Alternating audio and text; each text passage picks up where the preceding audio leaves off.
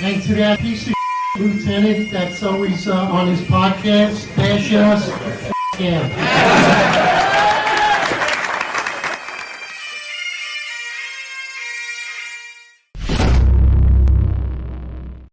All right, we're live. 805 265 live. New York's finest. What's up, brother? Good morning. Morning, my friend. What's going down? Anything going on? Oh, is there? Wow. Thank God for New York City. There's always something going on. You know, if you're gonna go through your TV right now, honestly, forget about it. Even if this podcast wasn't in existence, you went through your TV, like, what am I gonna watch? What am I gonna watch that's entertaining? Comedy Central? Nah. What do I need that for? Just go right to Mayor Eric Adams' press conference. Listen to Kaz Daughtry, John Shell. His comedy hour, day in, day out. It's great. Thank God for New York City. It really is. But you know what? So here we are to report on it. We'll give the news. So let's start out. Let's start out with the first issue that we were just talking about off topic that we're going to bring up with the with our live viewers, and let's get into it. Yeah, so comes out, horrific crime happens in Coney Island. Two illegal immigrants, one with a knife, gets a homeless woman under the Coney Island boardwalk near MCU Park Stadium and attempts to rape her, it's first reported. But she actually goes on further and says that, no, I think he was going to kill me. He was vicious. Then it comes out, of course, that he was already previously arrested for sexual assault. Now it comes out that ICE actually had a detainer for him on his previous arrest, and he was released from corrections without ICE ever being notified by either the NYPD or corrections. And I think we should get into why this is, how this started, and then go forward. So this starts in 2014 under Bill de Blasio. Eric, do you remember that time in the police department? Do you remember when they came down and they said, we will no longer keep immigration status on arrestees, and you cannot cooperate with ICE, and basically threatened us, I believe, with a misdemeanor if we did. You remember that time? And what were your thoughts around that time? Listen, I sure do remember it. Especially my entire career, I was out there heavily making arrests. 2014, I was an anti-crime sergeant in the Lower East Side. This is right before I actually made lieutenant working in the South Bronx. But I was working in the Lower East Side, especially in the Lower East Side. We had shelters all over the place. We had meth clinics, things like that. And you knew this would be a huge problem. I mean, it's a very transient area. So we were definitely encountering illegals and things like that. But that's a huge problem. Of course, now the burden was on the police officer. 2014 is pinnacle, especially on Bill de Blasio. We also had 2 police officers killed at that time, Lou and Ramos. And we started to see things politically change within the department, of course, with Bill de Blasio. And now with Mayor Eric Adams 2.0, we've come into this whole political arena, political feed. But absolutely, I thought it's terrible. I thought it's disgusting. And back then, I didn't give it too much thought at the time. I was heavily, was busy out there working, doing plainclothes work. But I also thought to myself, wow, why would we not communicate with federal partners? Why would we not communicate to have these people deported? I mean, it's a beautiful thing to be an immigrant. It really is, to come through this country the proper way, to become an American citizen. But we have to question, why would anyone jump the border unless they really they're starving and desperate, and there are some, and they just want to get to America. But we can't say that all immigrants are good. Honestly, there's a majority that come to this country. They just have bad intentions. They're not good people, and that's why they jump the border, and they have to be vetted. And unfortunately, 2014, we were not part of that vetting process, and we started to see ourselves get handcuffed as we're doing policing. Yeah, no, it was absolutely insane. Good morning, Hassan. Hassan said he was the first one in line this morning. God bless you too, brother. Thanks for tuning in. We appreciate you. But yeah, I mean, for me personally, I was already my political brain had already been awakened for a few years. So I remember that time, and I remember reading that. I remember going in depth and talking about that with my peers, with my supervisors, with my subordinates. And I was like, this is complete bullshit. I was like, this is going to lead to very bad things. And it doesn't make sense. And at the time, what we were told was that, well, if it wasn't a violent crime, for minor things, marijuana, and then that I agree with, but I knew it would go further than that, and I knew it was not true. I knew it. I was like, no. It's like you said the other day. It's death by 1,000 cuts. It's move after move after move. So let's bring in the historical data and let's go back in time to a time when our borders were secure. Legal immigration happened. We did have some issues with the legal immigrant gangs coming in here doing burglaries across New York City, particularly in Staten Island, with Albanian males staying past the time their visas were, things of that nature. We always had a flow of illegal immigration through the Mexican border, but it wasn't at this pace. And if people committed serious crimes, we notified ICE, and they were immediately deported from this country or received prosecution, depending how egregious the crime was. So let's take a look back in time to see how we got here, because I think that's the most important thing. And I think people forget to do that. And the same people that are sitting here telling you today that they're going to fix the problem and they have all the answers, think you're going to see are the same people that actually helped create this problem. So much just like I've been saying, John, what do I say all the time in this podcast? The Democrats, these socialist Democrats with this Marxist ideology, they create the Munchausen syndrome. They create all the problems, the diseases, the illnesses through legislation, through politics.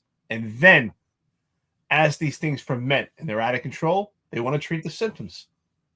Oh, why do we have all these homeless out there that are mentally ill, that are not only are they isolated to themselves, but they're now actually becoming violent, and they're perpetrators, and they're a threat to the New York City citizen. Well, hello, you created this problem.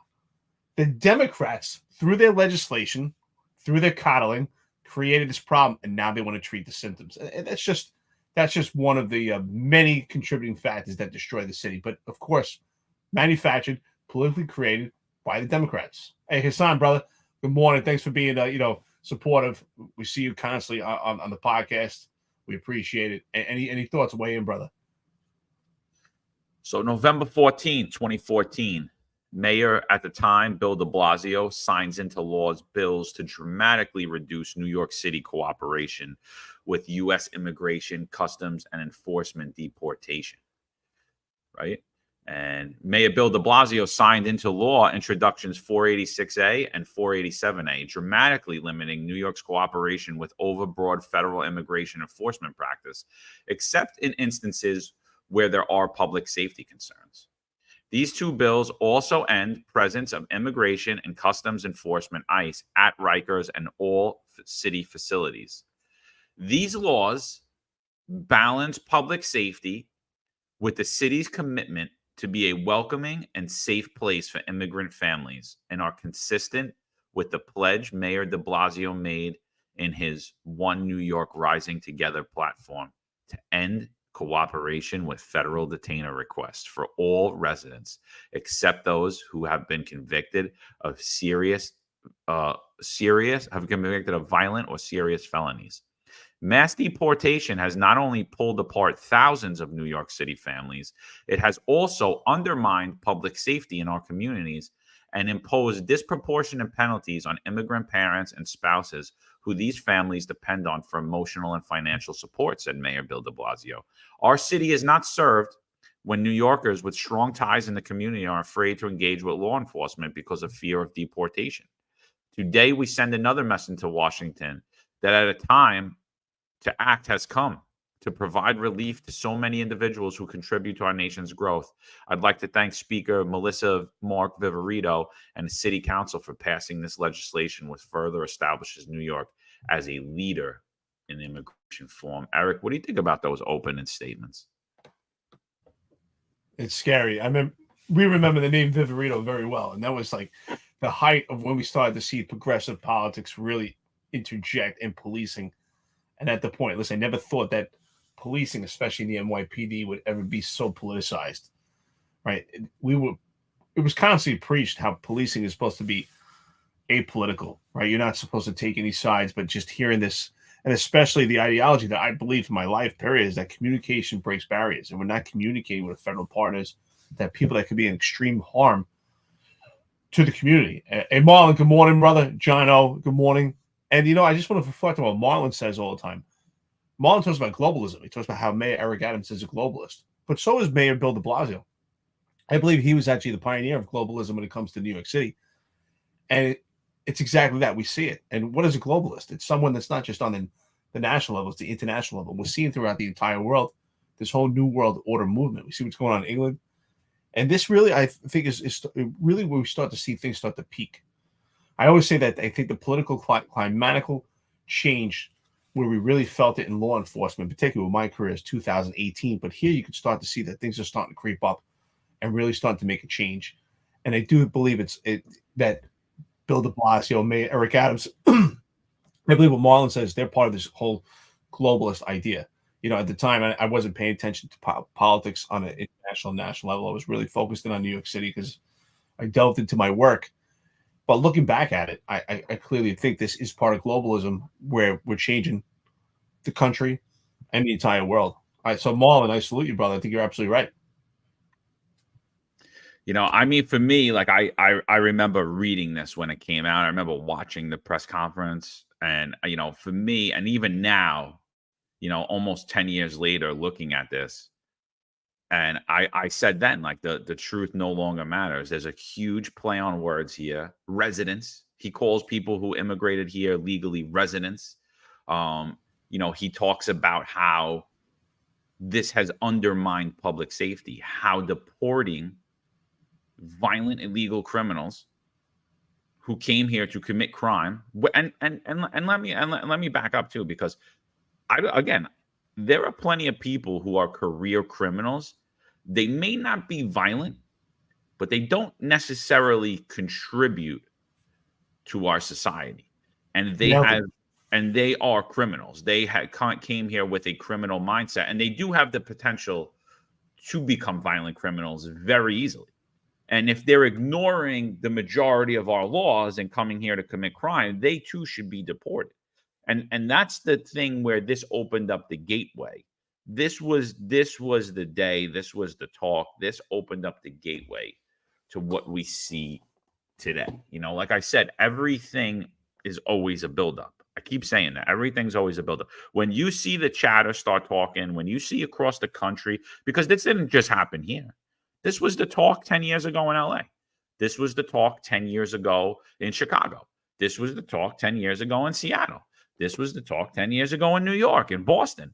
And here we are 10 years later, and we're seeing the effects of what happens. It's like, oh, who cares? Our borders are secure. Who cares if some people sneak in and they get to stay here and they get to contribute to society? And it's like, well, we're not protecting those people. We're protecting the people that come here illegally and commit crime. And that's what you see here. And you see them using the wordplay here. It's public safety. It makes our city safer if we don't allow ICE to cooperate with them. And so for me, it was absolutely infuriating. City council speaker at the time, Melissa Viverito, she was a strong socialist as well. If those of you don't remember, she said, this is an important moment for our city's immigrant community. This bill sends a strong message that while our nation's leaders have dragged their feet on immigration reform, New York City can and will lead. No longer will a person be unnecessarily sent through senseless immigration red tape under this new law. I would like to thank Mayor Bill de Blasio, Chair of the Immigration Committee, Council Member Carlos Menchaca, and Council Member Daniel Drum, and immigration advocates for their tireless work in making this law a reality. What do you think about that? Well, first of all, good morning again, Marlon. Hey, Marlon, thanks for jumping on with us yesterday. Appreciate it. Marlon left a comment here. They have the globalist worldview that is elitist and new feudalism in practice. They hate true patriotism and nationalism, which is why they hate Trump so much. And that's exactly what I'm talking about. I agree with him with this whole globalist idea because, as you said, and this is a great point to pick out, 2014, we really started to see this stuff slowly start to creep in this ideology. This democratic Marxist socialist ideology start to interject and intercept in policing through mayors like Bill de Blasio. And what we learned now that we're building a network of cops turned podcasters or just law enforcement in general that turned into podcasting. Ourselves, we met with Hector Bravo, who's out in California, who worked in corrections, and other network, Marlon, people that we've met through this community that we've built. And we learned that it wasn't just happening in New York. This was happening in California. Just as John said, other democratic cities throughout this entire country. And it built up slowly to the point that people didn't realize what's happening. And now here we are 10 years later. If we start to peel the layers back and look back, if we, at some point we could have stopped this bleeding. And how could we have stopped this bleeding? Through the voting process. But I think you're right, John. What you said you were awake then.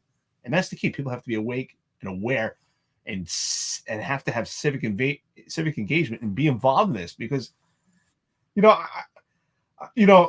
think people want to romanticize the idea of immigration. It's a beautiful thing. It is a beautiful thing. It is a beautiful thing to come to this country, to start a new life, and to have the American dream, which honestly, at this point, I don't even know. Do we have the American dream anymore because of legislation like this, John? Is there the American dream anymore? Can we think of people who want to come to this country now and have the American dream?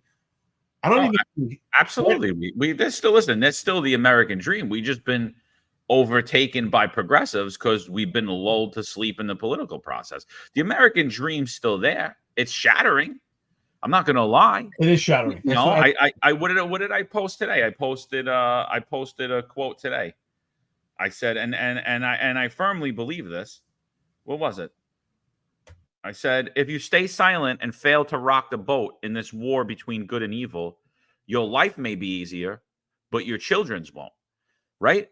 Your time here in America may be good because we got another 20, 30 years before we see a complete collapse.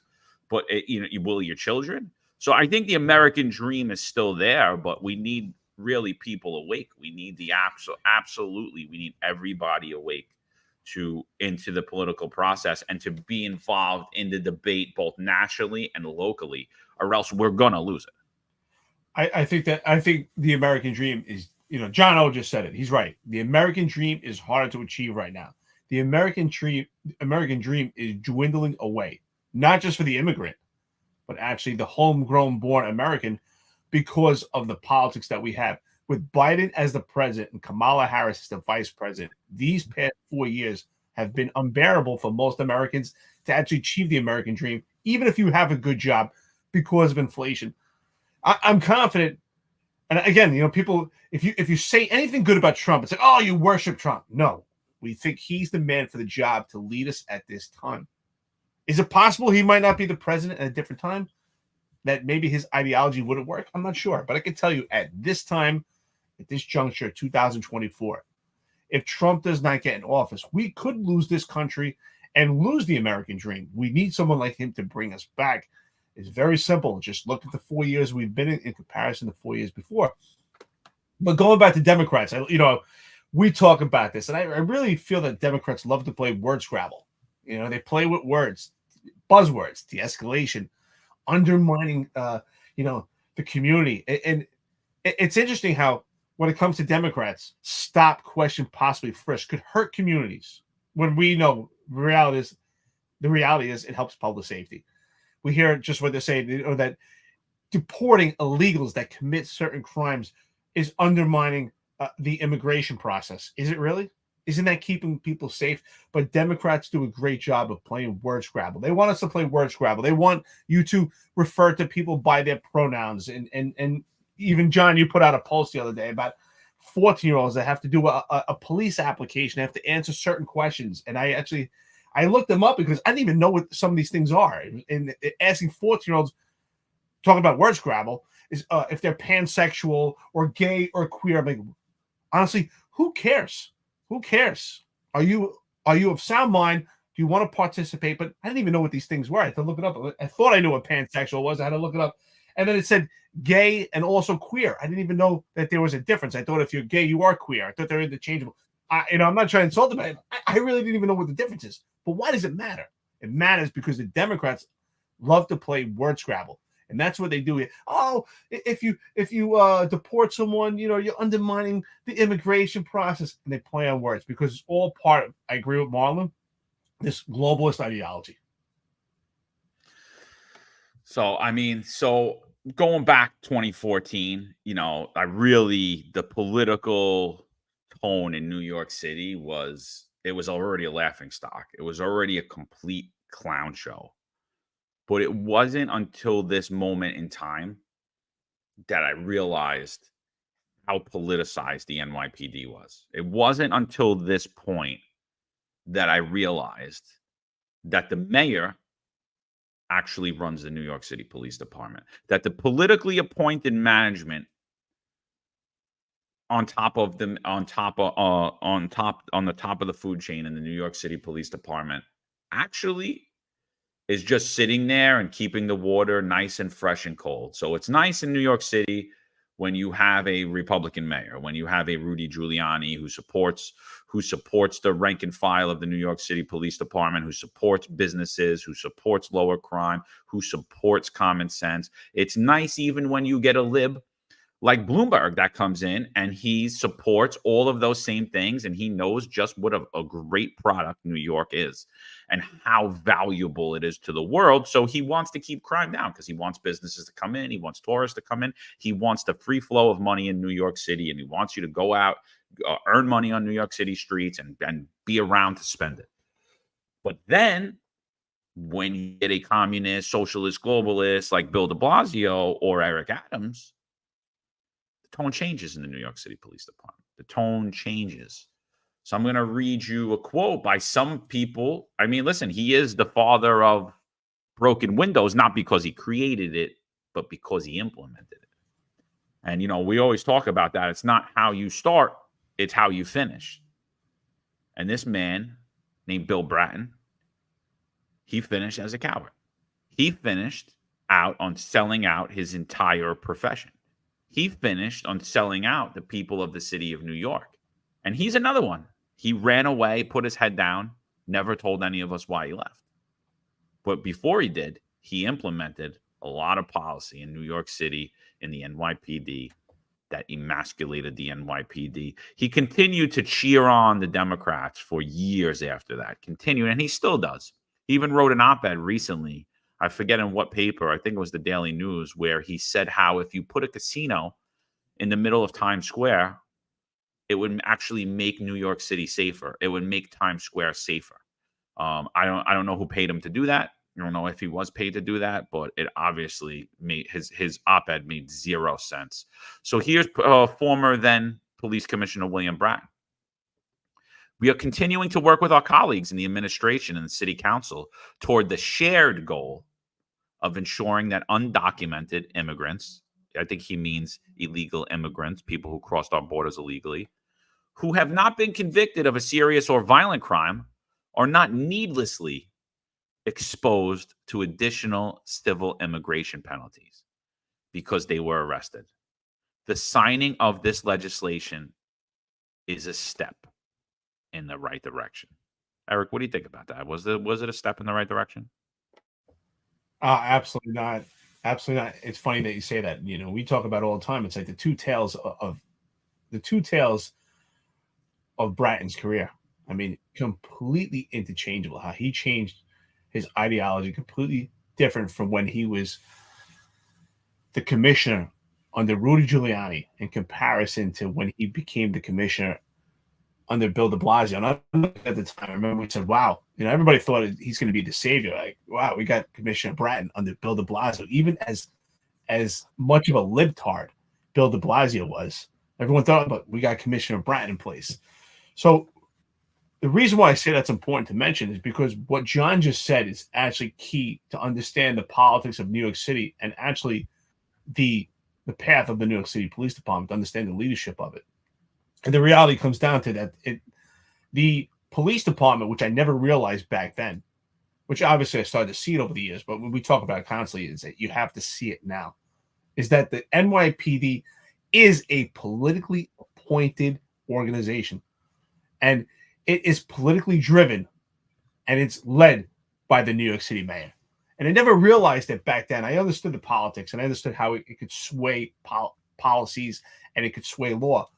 But when you really look at the lineage of the New York City Police Department, and especially in that statement, it shows that the mayor is actually the police commissioner of the police department of New York City. And it's so important. And that's the direction that the path of the New York City Police Department sways, depending on the mayor.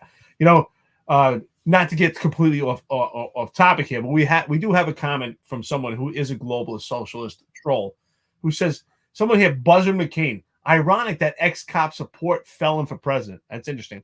That's funny because do you see that's a problem. We do not see people getting convicted for felonies in New York City.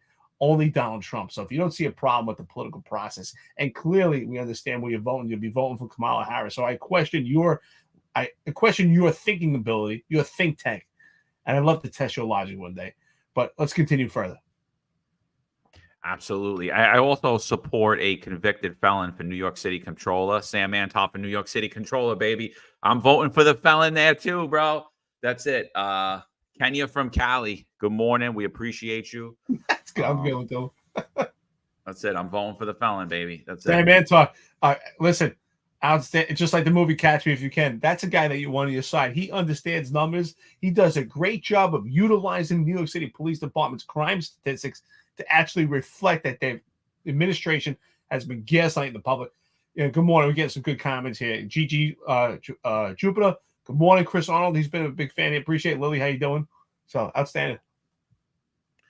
All right. So listen, let's go further into this. So not only does the mayor control the New York City Police Department, and then so we always make fun of the token pale faces in the New York City Police Department because they'll do and say anything. One day they want you stopping out. They want the police out there stopping everybody on their own stoops. Oh, what is that guy doing sitting on a stoop?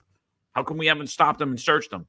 Right? That's one day of the token pale faces. And then the very next day, when they get a socialist globalist who hates the New York City Police Department, nothing makes us safer. Arresting bad guys doesn't make us safer anymore. And the same guy, I'll tell you that. And we saw that with Dermot Shea. We saw that with Terrence Monahan. We saw that with Bill Bratton. We saw that with James O'Neill. We see it currently with John Schell, with Kaz Daughtry. Highly political confused individuals because they have no spine. They do not speak for themselves. They're basically hand puppets. And what they are, when you look at these people up on the stage, if they have 3 stars or higher, and sometimes even 2, what you should really look at them as is a hand puppet. And the mayor's hand is stuck up there and moving their mouth for them like this, because that's basically what they are. And here's the rest of the hand puppet. So true. I gotta laugh because it's so true. It's exactly what's happening. Here's the rest of the hand puppets. This legislation authorizes the Department of Correction to cooperate with immigration and customs enforcement only where it's needed to protect public safety, said Department of Corrections Commissioner Joseph Ponte. It is consistent with our own comprehensive reform agenda, which is building a department that operates more safely and more humanely in the best interest of all New Yorkers. So, Eric, it's in the best interest of all New Yorkers for the Department of Corrections to not cooperate with ICE, the detainer that ICE put on this gentleman that actually sexually assaulted a woman on New York City streets. So now he was able to go out and rape somebody at knife point on Coney Island. Does what the Commissioner of Corrections at the time, Joseph Ponte, does that make sense now? And did what we see on New York City street, does it bring it full circle? Like what are these people talking about? I mean, that's what I'm saying. If we look back, right, we have 10 years of data and information just like this. I mean, we have articles like this, and we had Bill de Blasio saying that, incarcerating more prisoners does not make the city safer. I mean, again, it goes back to word scrabble. They're playing semantics with words. It's just insanity. That's all we can say is it's insanity. And what is the definition of insanity? It's doing the same thing over and over and getting the same results. And that's what we have. We have constant legislation that's tearing apart its societal norms in New York City, and it doesn't make any sense. It's not putting us any better. Absolutely. It doesn't.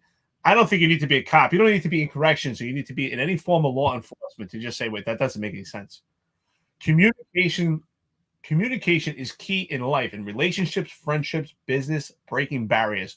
Why would we not communicate amongst law enforcement agencies on a local level with ICE? Why would we not communicate? Is it possible that ICE has information to provide to the police department in a particular defendant that could help safety? Is it possible that the local police department has information and vice versa to communicate to ICE that could help them? Maybe they have associates.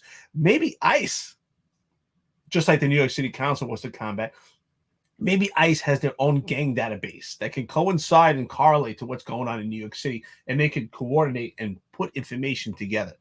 But this ideology is just crazy. But we have to ask why. Why do the Democrats, socialists support open borders and support illegal aliens? Why do they support this process? And again, I agree with Marlon. It's about globalism. I think that's the only way. Because other than that, it just doesn't make any sense. So these comments are just going to get better and better and better. So, as a community justice agency, we are committed to the equitable treatment of immigrant New Yorkers and their families, said Department of Probation Commissioner Anna Bermudez. I applaud Mayor de Blasio and Commissioner Arguello, who was then at the time the Deputy Commissioner of Immigrant Affairs, for taking action in defending and protecting public safety and civil rights of New York City residents. We are proud to have collaborated with the Mayor's Office of Immigrant Affairs on creating internal policy that is aligned with this new legislation. So this is the Department of Probation's commissioner saying that public safety and civil rights go together, and they go hand in hand when we allow illegal immigrants who are not subject to our Constitution. They're not. They're not United States citizens. They're not residents of New York City. And she's saying that when these people commit crimes on New York City streets and we don't deport them, it protects public safety.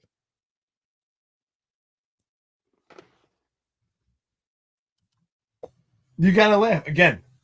Do you really need to be law enforcement to say, wait a minute, that doesn't make any sense? It's absolutely ridiculous.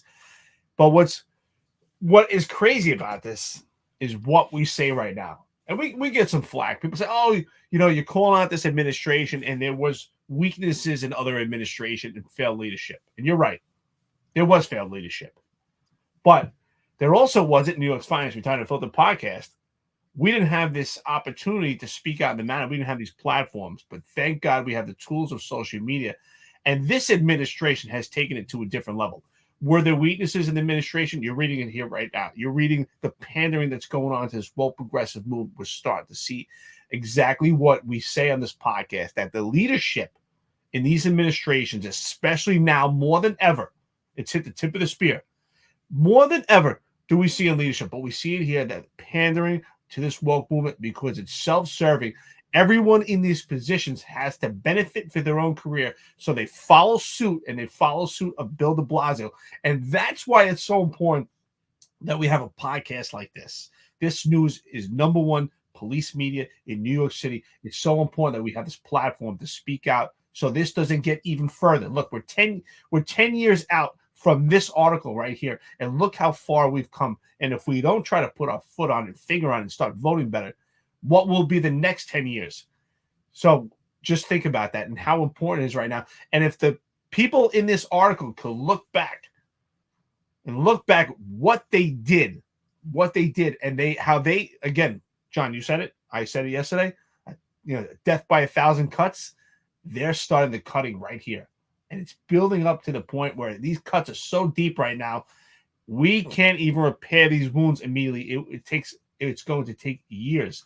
Marlon's right. Cheap labor and the destruction of regional cultures. See what's happening in the UK, Ireland, France, Germany. It's going on in the entire world. But we're here. We have to care about America and try to put a finger on it and vote better. Vote better. And it's so important. Again, we talk about local government, who you vote in local politics, because it affects your police department. It affects your Department of Corrections. It affects your safety. This ideology that incarcerating perpetrators and incarcerating illegal aliens and deporting them by having communication and connection with ICE is sick. It's sick. How does that make you safer by keeping them on the streets? I don't see it. It doesn't make any sense.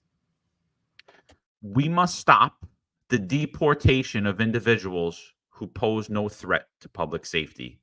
Integration, not deportation, will make our community stronger and safer, said Commissioner of Immigrant Affairs Nisha Argwell. We are ready to support the president when he takes action to reform aspects of our country's immigration system. And we will continue to champion sound, progressive policies at the local level that minimize inequality and create economic opportunity, safety, and stability for all.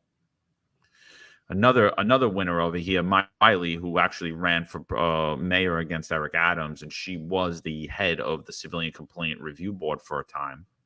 All New York City residents, whether U.S. born or undocumented immigrants, should be treated fairly and appropriately. Most removal cases result in immigrants should be permitted in staying in the country. But fathers and mothers might be locked up for no good reason, only to be later released. That is neither fair nor appropriate. By requiring a judicial warrant of removal, we do the right thing by families. ICE detainers are requests for local law enforcement agencies to continue to hold an individual after his or her case has been resolved, including if the charges they face have been dropped or dismissed, or when they are released on their own recognizance, on bail, while their case remains pending to facilitate pickup and detention by federal immigration authorities. So, Mike, I see that you were asking what happened on the boardwalk, and then I just want to reset this. That's exactly what we're talking about. We're talking about how a woman was raped underneath the Coney Island boardwalk at knife point by two men, one of whom she said was going to kill her, right near MCU Park. That's that individual who did that, the man who she believed was going to kill her and raped her, who had the knife. He had already been arrested for a sexual assault, and ICE had put a detainer on him to get him out of this country. And it was a law like that released, and it was laws like this exact law in 2014 that we're reviewing, that allowed him to go back out on New York City streets, that not only continue to act in the same behavior that he had, as obviously he was arrested for sexual assault, but gave him the opportunity to go out and now rape and almost kill another woman. It's really sad. The Democrats, actually, they're the ones that raped this poor victim because they enabled it, encouraged it, because they created legislation just like this. Their ideology put that poor woman in that position where she thought that she was going to be killed. And you know what? Arguably, he did kill her that day. I'm sure her life has changed forever. She'll never be the same. So he did kill her that day. Her life has been changed by someone that was supposed to be, what was that line? Not deported, integrated. If anybody knows what, we know what integrated means. That means, things that mix together. How do illegal aliens mix with New York City residents or any residents in America? That's not a mix. Water and oil do not mix together, and neither do people that are illegals with residents of this country do not mix together. If they want to be integrated, and they need to go through the process properly and be vetted. But right now, it's virtually impossible to actually go through the vetting process in this country. It's far easier to go through the open borders and cross in this manner. But just think about it. Just think about the ideology of the people that are coming to this country. Most people, good, obliging people, would say, hey, if I want to be an American citizen, then let me look into the channels of how to actually become an American citizen, actually become a permanent resident alien, get my green card, get my citizenship. These are people that we want, that thrive in this country. That's what I talk about with the American dream. But these people that come in illegally, that are not vetted, that do not want to succumb to our society, these are people that we don't want. I mean, look at these countries. It's not all, but some of these countries in particular, we can see where they're coming from.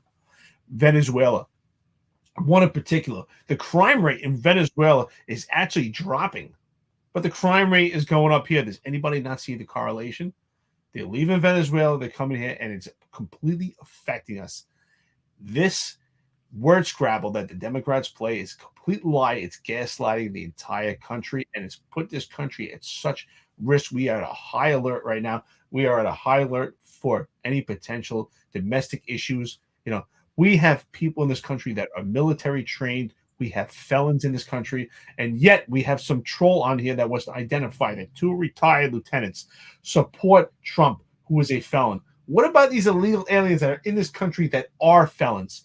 Why are we not talking about the real issues? And thank God that we have somebody like Trump that wants to step in place and actually support this country. And it's said that if you support Trump, that we have trolls like this that have this Trump deranged syndrome, but yet they'll support ideology like this of having people out on the street that could rape some woman, complete psychotic, cretin of life, a thug that does not deserve to walk on American soil and rape and change the life of an American citizen. So in 2011, under the leadership of then council member Mark Viverito, New York City was one of the first cities in the country to enact legislation limiting its response to ICE detainer requests, reducing local and law enforcement's cooperation to 60 to 65%. This was followed by a wave of over 200 jurisdictions nationwide adopting detainer discretion policies. Today's legislation, signed into law by Mayor Bill de Blasio, consolidates the city's leadership on issues at the national level. It's estimated that with the judicial warrant requirement, the new policy could bring the percentage of detainers to virtually zero and would prevent from 2,000 to 3,000 New Yorkers per year from being held in city custody for the purpose of helping federal immigration officials place them in detention and deportation proceedings. Introduction 486A mandates that the New York City Department of Correction will no longer honor request by ICE to detain an individual for up to 48 hours beyond their scheduled release unless ICE provides a judicial warrant to probable cause. And 2, the individual in question has been convicted. See that? Not accused, convicted, which is a rare occurrence today in New York, of a violent or serious felony within the last 5 years, or it is possible to match on the terrorist watch list. Introduction 487A requires the same of the New York City Police Department. This new law also limits what information the city shares with ICE about immigrants in DOC custody and prohibits ICE from maintaining an office or other operations at Rikers Island and all facilities for the purpose of pursuing civil immigration enforcement. Additionally, the Department of Probation will be revising its overall policy and protocols in response to non-mandatory requests from ICE to be consistent with the law. Now, I've been speaking with a lot of people who were pretty high up at one point in Homeland Security in ICE.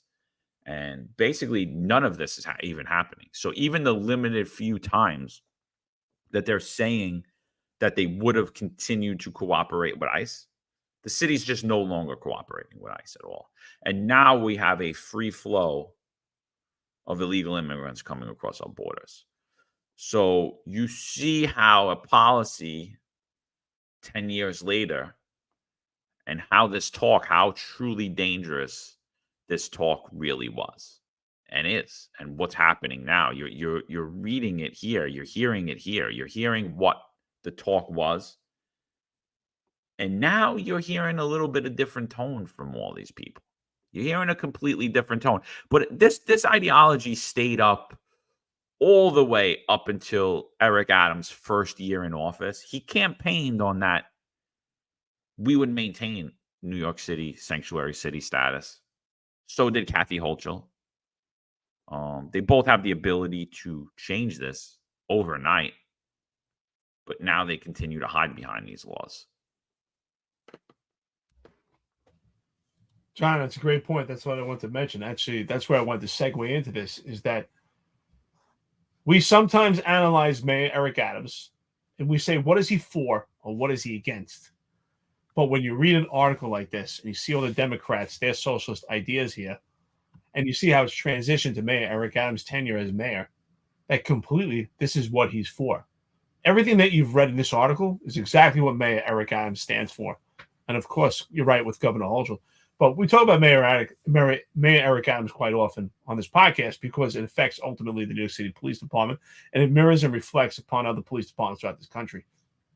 Mayor Eric Adams had the opportunity and still has the opportunity to put his finger on this and say we're not going to be a sanctuary city and that we are going to cooperate with ICE because we need to get these illegal aliens that are unvetted military-age males that are cretins of life that rape our women off the streets of New York City to make it a safer place. Didn't he say, John, what's his famous line? The prosperity to safety, the prosperity for New York City is public safety. Didn't that come from the mouth of Eric Adams? And of course, it's exactly like I say. What comes out of his mouth is not the same thing as his head is moving, right? He's saying no, but he's shaking his head yes, or vice versa. And again, that's why Mayor Eric Adams, I think in many ways, is far worse than Bill de Blasio because he has an opportunity to stand up and say, I'm not with this. I'm bringing the city back to where it needs to be. I want my people safe. I care about the women of New York City. But instead, he just took this. He took the ball at the 5-yard line and he hit the touchdown. And that's what I see what's going on in New York City. I mean, listen, this is and just to correct you, this is not an article. This is a statement from New York City. This is on NewYorkCity.gov official website. You're right. You know what I mean? Yes. This is, I just want to correct that for the audience. This is not an article. This is New York City. This came out from NewYorkCity.gov from the mayor's office. This is a celebration of this. Well, and let's go to former Manhattan Borough President Gail Brewer, who's now City Councilwoman Gail Brewer. Ending cooperation with optional ICE detainer requests for those who are detained on minor nonviolent crimes is a policy that lives up to the values of our immigrant-driven city. Let's move that forward down to still. Oh, then Queens. This was then Queens Borough President Melinda Katz. Melinda Katz is now currently the Queens District Attorney. This is both a fair and smart policy for an international city like New York. It's a bold move consistent with federal decisions toward ensuring due process and cementing protections for all residents, regardless of immigration status. Its effects will reach beyond the immigrant families. You are 100% right about that, Melinda. It definitely is.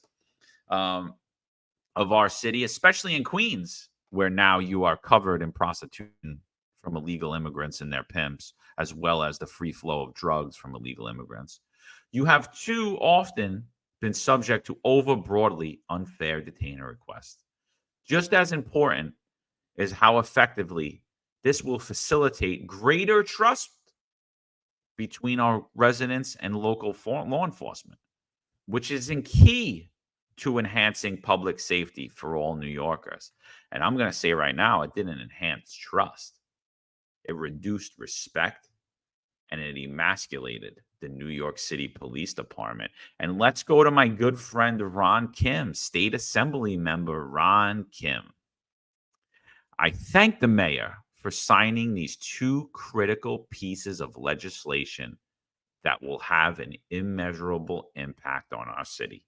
Ron, those words couldn't be truer than they are today. It's immeasurable.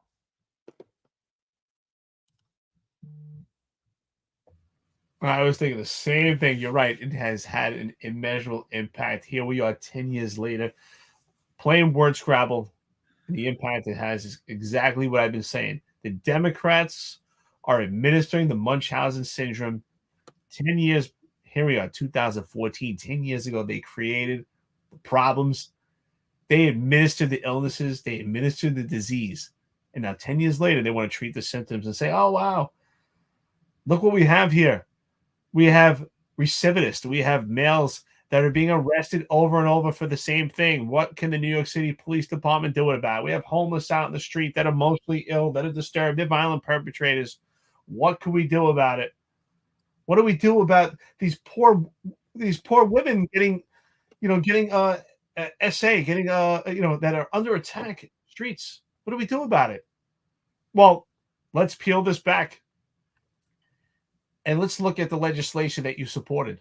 Let's look how you supported Mayor Bill de Blasio and how you also support Mayor Eric Adams, who took the ball from the 5-yard line and made the touchdown. You support it. And if you don't support it, right, John, you talk about this. I think you're right. We should talk about this. If you're Joe Borelli, if you're some type of Republican and you're a part of local government, you don't support it, but you don't say anything. You're just as guilty. You're a coward. You should be standing up because you're the one that's supposed to represent the people and serve the people in the right direction. But no one's standing up, and now it's just hemorrhaging, and the city's bleeding. This is, if you just read this over and over and just think about it, it doesn't make any sense. It doesn't. And look where it's brought us at this point, 10 years later, and then we've added legislation on top of it. It's like, it's like we're in quicksand and we can't get out, but we've added on top of it legislation that has enabled this even further by emasculating the police department with bail reform, discovery laws, diaphragm law, chokehold ban, how many stops act, putting the fear mongering in the police from doing stop, question, possibly frisk, the bias and prejudice, the CCRB, this hatred that comes from the city council, the legislation against the police department that is enabled all this because we peeled back at the most tangible form of government that can actually intervene in this, and that's the police department. And we do not allow our most tangible form of government, the police department, to coordinate and communicate with ICE to actually stop these people because they don't want to stop them. But the question is why? Why don't they want to stop them? What do you think, John? I mean, 100%. This has to do with votes. At some point, these people will be allowed to vote, and we're trying to bring in a new breed of Democrats because largely Democrats have lost the Black and Hispanic vote, and you see that. Go to the Bronx, you see that the majority of Black and Hispanic people there no longer consider themselves Democrat. We could go into the numbers on who's registered, but if you actually talk to the men and the women on the street, maybe they don't traditionally vote, which is a big problem when I talk about voter apathy. And that's the problem across New York, that most New Yorkers do not vote. However, I've been saying it and I'll continue to say it. I think New York is an overwhelmingly red state. I mean, and the numbers prove that. But you get outweighed. So now we'll get more seats, you get more votes, you have more people in. The sanctuary cities will dictate national policy even further. But I just want to dispel something that keeps coming up. And, it says that when Eric Adams spoke out, the feds went after him. Eric Adams never spoke out. So that's first. Eric Adams said that the migrant crisis will destroy the city. Eric Adams, at that moment in time where he said that, he continued to advocate for the borders to be open and for illegal immigrants to continue to flow to New York City. The only thing that Eric Adams ever advocated for was for the federal government to give him more money. So the reason that Eric Adams is in trouble with the feds and he's under a federal investigation is because everything surrounding all of his campaigns is corrupt. There's a million thing about him accepting illegal donations, about him taking donations, about them soliciting illegal donations. There's a million allegations that every time someone just happens to donate a sum of money to Eric Adams, they win a no-bid contract, or they win a bidded contract, or somebody who's very close to him gets a crumb, and they get something with this migrant contract, whether it's hotel owners, whether it's related to garbage pails, whether it's related to garbage pickup, to it's a COVID testing company that we gave $500 million to transport migrants. I think that you would give a contract to a transportation company to transport migrants. I wonder why New York City decided to go with a COVID-19 testing company. Very, very weird how these contracts just keep appearing. So I think that, as much as we could sit here and we could knock the leadership and law enforcement throughout this country and even in the feds, I'm not going to knock the boots on the ground. I'm not going to knock the federal, the public corruption unit, the FBI's public corruption unit. I'm not going to knock those people at all, because I think if you just even look and open the first page of the book on Eric Adams, you don't even have to look a layer and you're going to see corruption flowing. So it has nothing to do. Eric Adams never pushed back at this one time. The only thing he pushed for was more funding so that some more of his friends could get crumbs. And that's why he's under federal investigation. He never, ever went against the migrants. And they're not migrants. They're illegal immigrants. People that came here to commit crimes on New York City streets are not committed migrants. If they came here to work for a better life for their family, I'll still go with the term that they're illegal immigrants, but they came here, and we could have that discussion, because I know a lot of people that are currently legally trying to get here that are having problems.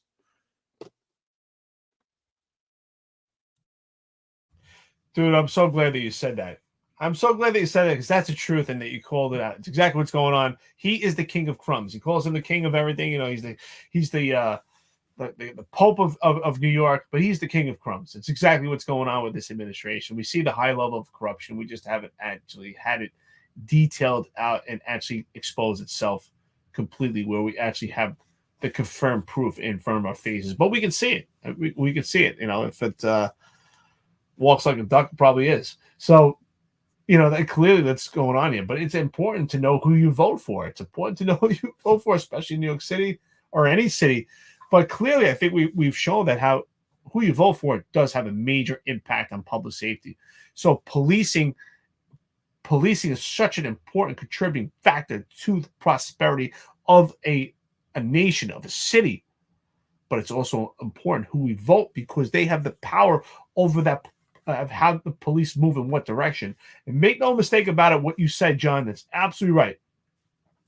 When you cross that border, if you do not go through properly, you have committed a crime. Unlike you hear from AOC and Kamala Harris, that is a criminal act. If you jump someone's fence and went into their backyard, you're trespassing. If you cross the border, that is illegal. You're committing a crime. That is illegal. You are not going through an immigration process. Again, they love to play word scrabble. And also, clearly, we heard that word resident. You're not a resident. You know, you're and I don't believe that you're actually integrating into the communities, because you're not mixing in properly. We need a vetting process. We need to know who is coming into these communities. Are we getting pedophiles? Are we getting rapists? Are we getting violent people? And clearly we are. And that's why we have this poor woman that was raped at the boardwalk. And, you know, and I believe her. You know, she felt that he was going to kill her. It's a scary moment. Again, I believe that he did kill her that day anyway, because her life has been changed forever. I mean, she's going to have severe amount of trauma, always be looking over her shoulder. That's a scary thing. But this ideology that we need to welcome everybody. Why? We see around the world, especially, we don't see other countries in the Middle East that are much in closer proximity to Palestinians, allowing some of the Palestinians to come in. But for some reason, America, you know, especially with the Democrats, feels they have this obligation and duty to let everyone in the country. And I agree with you, John, because it comes down to votes. Eventually, it'll be 50, 60 million illegal, unvetted aliens that have an alliance with the Democrats, and they will have those votes. But then it goes even further. The Democrats don't have enough. We want to make them police officers. We want them to serve in the military. This isn't crazy. I don't know how that makes us safer. It's just, again, if you're voting for the socialist Democrats, you have to ask yourself, are you truly a patriotic person? Or are you truly an American yourself? Ask yourself those questions, because none of this stuff makes any sense. It just doesn't. So Eric Adams was elected as the mayor of New York City, and this was the platform he ran on. This is from Eric Adams for New York City X at Eric Adams for New York City on X. You can just type in Eric Adams, 2 accounts will come up, New York City mayor, and this one. You go to this one and just go into search and put ICE into the thing. And what comes up is, we need to ensure that undocumented immigrants receive health care and protection. That ICE is never in a position to partner with the police department and harm them. We also need to make sure we treat them with dignity and the respect they deserve. This is from not a long time ago, people. This is June 3rd, of 2021. And I spoke about it on here before, and I'm going to tell you one time again. Go over to Rita Cosby's show at 770. Right after this tweet comes out on X, she has a show with former Mayor Rudolph Giuliani. And he literally says at that time, he predicts the exact thing. Predicts exactly what's going to happen on New York City streets. He said Eric Adams' debate was scary last night. The fact that he is going to stay on this sanctuary city policy is going to destroy New York City.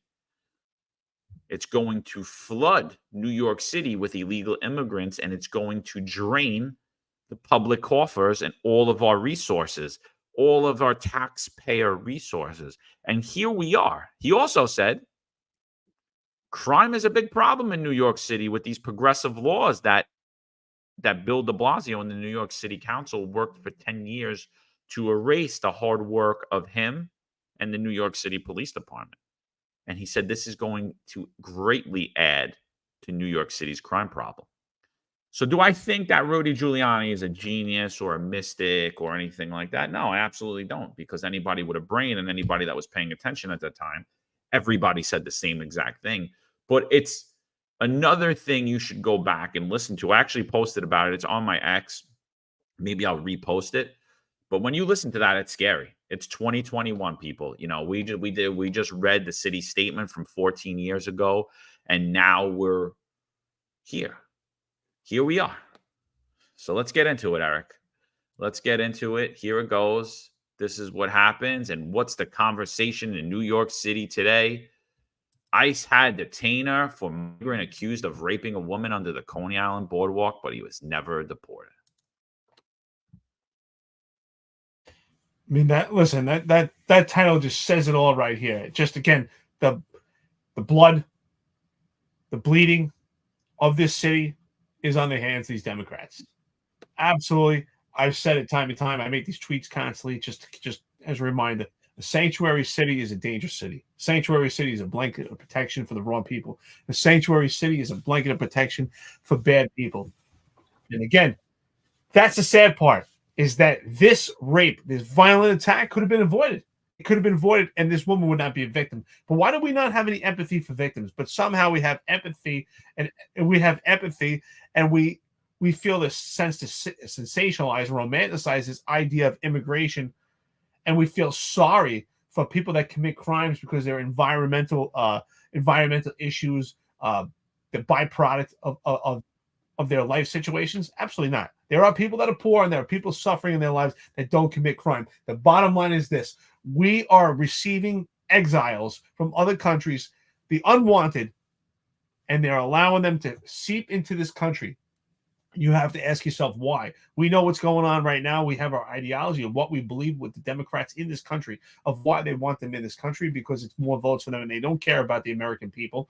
These Democrats that are in public office are not worried about their own safety. They have security teams. So they live a different life than you do. They don't live the same life. They're not going to the local store that you're going to, unless they're in local politics. But even those people, they have their own security teams, and they live a different lifestyle. They live sheltered. Most of them don't even live in actual New York City. They live in New Jersey, some of them.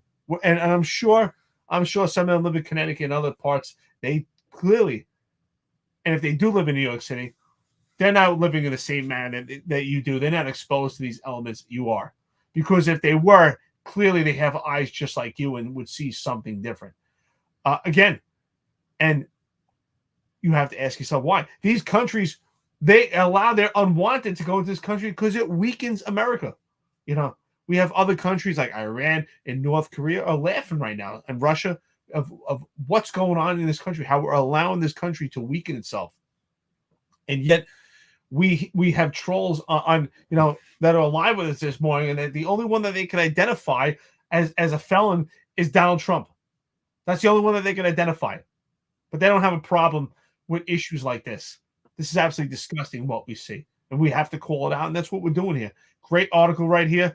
This could have been, the bottom line is that this could have been prevented. That's the sad part to this. The migrant, or as we like to say, the actual title, illegal immigrant from Nicaragua, who allegedly raped a woman at knife point in Coney Island, had a federal immigration detainer placed on him prior to a sexual assault. But he was still free to roam around New York months after his release from jail. It's not clear why agents from the U.S. Immigration and Customs Enforcement didn't pick up Daniel Donovan Bonilla, 24, but officials, including Mayor Eric Adams, blamed the Big Apple sanctuary city laws, which bar local authorities from cooperating with ICE in any way. Laws do not allow us to coordinate with ICE. That's the law, his owner said at a Tuesday's press conference. I'm not happy about that. I think he's the poster child of what's wrong with not doing that coordination, Adams said of David Bonilla. It's clear that he does not deserve to be in our cities. Sources say ICE had issued a detainer for David Bonilla when he was arrested in 2023 for allegedly raping a woman at a La Quintana hotel on 3rd Avenue in Gowanus, which had been turned into a illegal immigrant shelter. An immigration detainer is a notice by U.S. Department of Homeland Security and sent to local, state, or federal enforcement agencies that says ICE wants to nab of someone who is already in custody. ICE agents said the city's policies have hurt their ability to round up hardened criminals like Davon Bonilla, who spent a year behind bars before inking a plea deal with Brooklyn prosecutors that freed him from Rikers Island in June. They just won't honor our detainers, a DHS source said on Tuesday, referring to the city law enforcement agency. ICE probably didn't even know the guy was released, the source continued. The city council made it absolutely impossible. We might not even know about the case until we read about it in the Post. Devon Bonilla, who DHS sources said entered the country illegally through Eagle Pass, Texas on December 7, 2022, was busted just 4 months later in Brooklyn. He was charged with criminal sexual act, unlawful imprisonment as a hate crime, sexual misconduct, sexual abuse for an April 3rd, 2023 attack at the La Quintana, according to a criminal complaint. David Bonilla was behind bars for about a year before he took a plea deal that downgraded his charges to assault in the second degree and put him back on the street in June, according to correction officials and Brooklyn prosecutors. The Brooklyn District Attorney's Office struck the deal because the victim did not want to testify, a spokesperson said. Law enforcement sources noted the federal agency could have tracked the case online to see when he was expected to be released. The status of criminal record is public record for any person or entity can easily monitor the status outcomes online, a rep for the DA's office said. So now it's the Fed's fault that New York City's not doing their job. Now Eric Adams doesn't agree with the law. When prior, I just read June 3rd, 2021. What did he say? 2021. What did he say? What did Eric Adams say? He said that the police department never cooperates with our federal authorities. Now, what does he do? He's in charge. Not my fault. It's the law, and I don't like it. Oh, really? So why'd you support it? So why is it on the books today? We don't know what he's for or what he's against. But we don't have to even have listened to him. We can actually see his actions. Actions say more than what you see from these words. Again, because what he says, what comes out of his mouth is different from his expression. He says it right here. The fact that he said that the police department will never coordinate, and then he says we have a problem with these laws and we have a crisis. He knows that we have a crisis. He could actually stop the bleeding right now and say we are going to communicate with our feds. Anytime someone is arrested, we will confirm their status. We will intervene. And if they cross the border illegal, they would be deported out of this country. And right now, unfortunately, this may be blunt and it may be mean to some people, but anyone that crosses country illegally right now needs to go, because we don't, unfortunately, it's too much bleeding. We don't have the resources to vet these people. But you know what? We got a great comment here from Deuces 300. This is the problem for New York City. How much are these illegals getting a month each from our tax dollars? Yes, they're getting money from our taxes, but that answers the question why we get an animal here like Bonilla that comes to New York City. Within 4 months of crossing the border at El Paso, he made his way to New York City. Why? Food, shelter, and money. New York City is the touchdown location. Jump that border, get to New York City, food, money, shelter, and he is clearly unwanted. Wherever he came from, he's unwanted. But somehow he's wanted in New York City, where he raped a woman and destroyed her life. His life should never been on American soil, because we have military-age illegal males, we have predicate felons, we have sick cretins, thugs who do not belong on American soil, and they need to go. And at this point, that and you can also, you know what? It's funny, as we're saying this, I realize the Democrats do a great job of also, they create this Munchausen syndrome, because if Republicans start to get in office and they have this problem, they're going to say, oh, look, you have to take care of this and fix this. But meanwhile, who created this problem? The Democrats. They created this problem. They let the country is bleeding right now. It is bleeding that we have sick, deranged individuals like this on the streets of American soil that have no business being here and breathing our air and actually having their feet on the ground. And to rape a woman like this is sick. So, Deuce, to answer your question, we know that they were given $10,000 debit cards. We know that they're giving $350 a month on debit cards. We don't know how much else they're giving every month and how these cards are re-upped. But we did have a receipt that was left at a deli that the deli owner shared, and it showed that the person had $14,000 on a debit card, and another $3,000 that could be used just for food purchases. So the amount of money is ginormous. I mean, we're in the billions of dollars already that Eric Adams has spent, not only on the contracts to house, clothe, feed them, but also in actually giving them money. So we're actually funding this. New York City taxpayers are funding crime. So a lot of money. Do I know the exact amount each month? No, but I know it's probably more than a rookie cop or a rookie sergeant. That I could bet. Daniel Curza says, read the rest. The Common Sense Caucus has legislation in the city council that is DOA. Daniel, I definitely will. I'm no fan of the Common Sense Caucus whatsoever. All they do is hold the water for Eric Adams themselves. They never point the finger where it needs to be pointed, like you have just done here.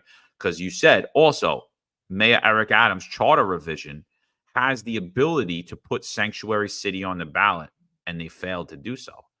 You know what else he has the ability to do? He has the ability to call a state of emergency and implement things. And we seen that during the mandates, right? He said it was a state of emergency. Told you that you have to put something in your body, whether you like to or not, right? So he can't, for actual protection, for actual public safety, he can't say that I'm going to allow the New York City Police Department, as the mayor of New York City, to cooperate with ICE. I'm going to allow the Department of Probation and Department of Corrections to cooperate with ICE. He 1,000 absolutely can. The vote, it's all a gaslight. The vote, the law, it's all a gaslight, and the Common Sense Caucus is helping him do it.